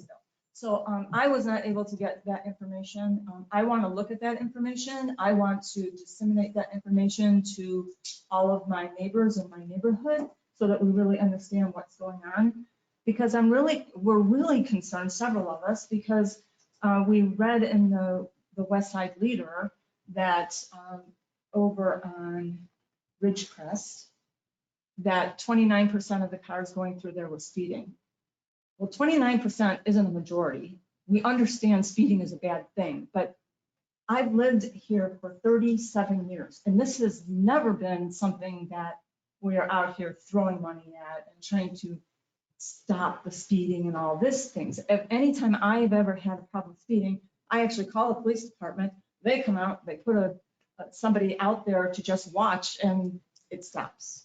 So I don't understand why we're spending all the money on it. There's no way that I'm going to be able to get to my house without going 4.2 miles out of my way to avoid the speed tables that are there too.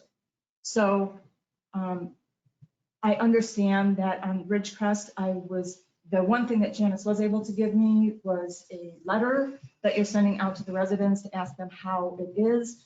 And it's for the residents on Ridgecrest. And I'm like saying, but you know, I have nowhere to go except over them, and you're not questioning me.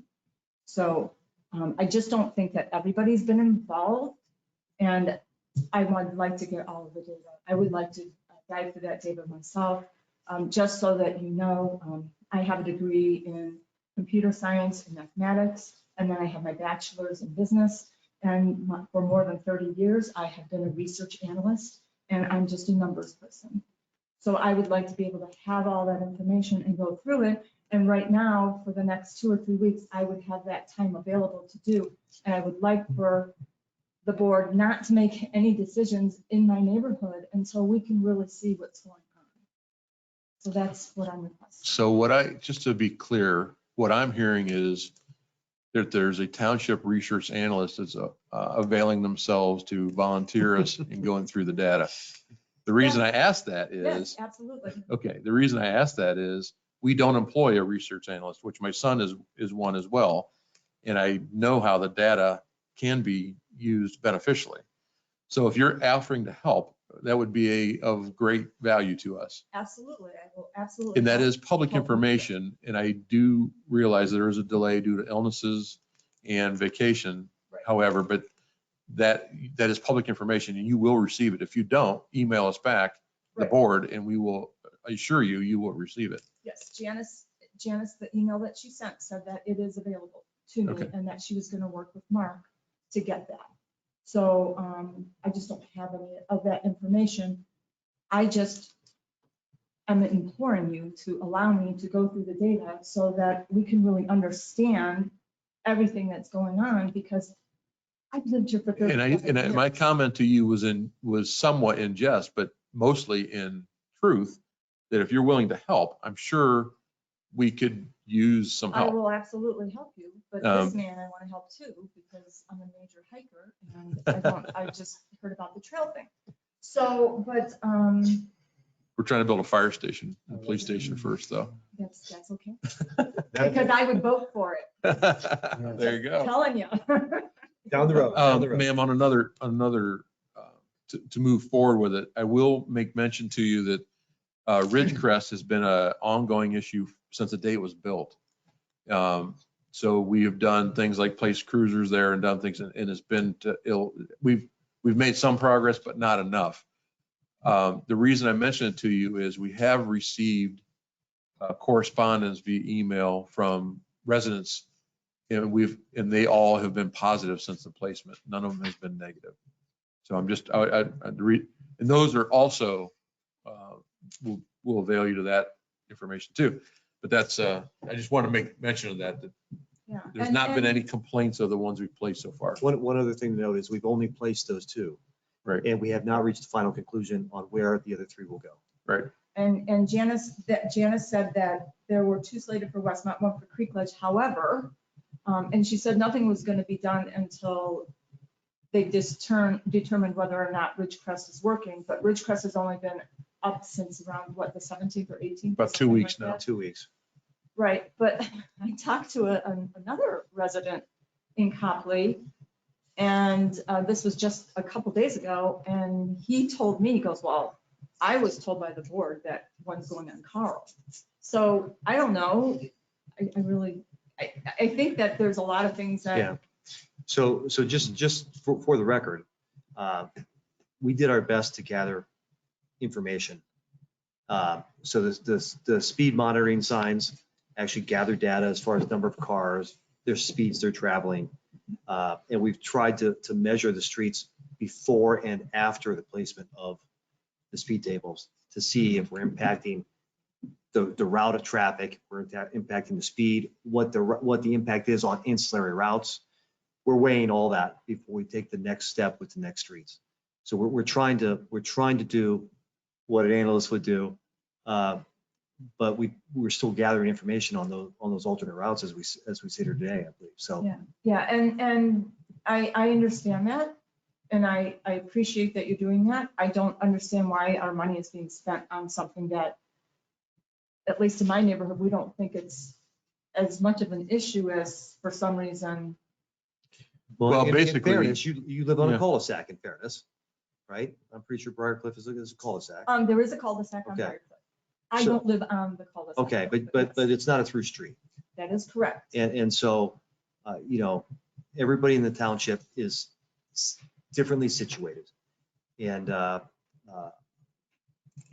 I'll just leave it at that. And so we have to view it from the lens of Right. everybody in the township, not just, I as well live on a street that's not a through street. I can't view it through my lens. I have to look at it from their lens. So, and we need to be responsive to those residents in some capacity. Frankly, I'll speak only for myself here. I don't speak for my fellow board members on this.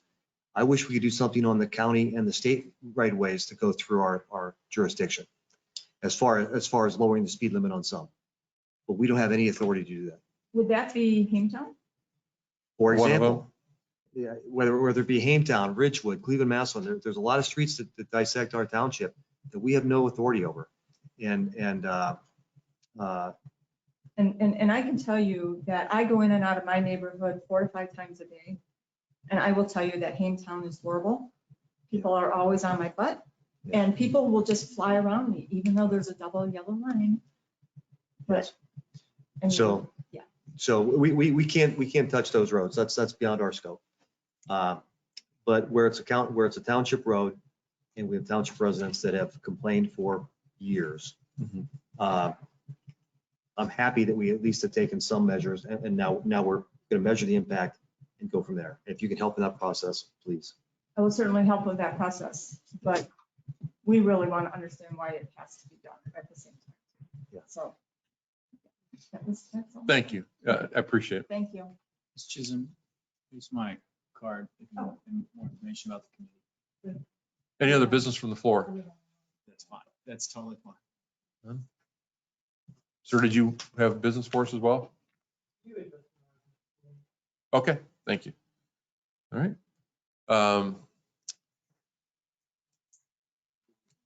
Hearing no other business from the floor, then I will make a motion that we go into executive session for the purposes of discussing hiring personnel in the service department, to discuss hiring of personnel and benefits of employment in the fire department, discuss the promotion and hiring of personnel in the police department, and to discuss potential acquisition and sale of property. So move Schulte. Second. Any other discussion? Is that a resolution or? It's a follow. Yeah, ma'am, Ms. Piper, will you call the roll, please? Trustee Dressler? Yes. Trustee Kohler? Yes. Yes. Okay, we're going to take a 5-minute. This conference will now be recorded. This is part of what you guys don't alter. The first order of business would be to approve BWC claim. No. So it would be first order of business would be to offer a conditional offer of employment Okay. pending a physical to the fire department. Carmen. Owen? Carmen's last name. Knox. Knox. I so move. Second Schulte. Any further discussion? Call for the motion, call for the vote. Yes. Yes. Yes. Okay, what's the next order of business? To allow the police chief to promote 2 lieutenants off the top. Highest rated candidate. Top 2 from the promotion. To the top 2 candidates. 2 highest rated candidates. Second. From the promotional list. That's my motion. Second. Any discussion? Call for the vote, aye. Yes. Aye. Okay, what else? Cheryl. No. On Next- September 13th. Next order, my next motion is to hire Cheryl Depish as full-time administrative assistant in the police department, effective of September 13th, 2000. Second. Any discussion? Call for the vote? Yes. Yes. Aye. What else was there?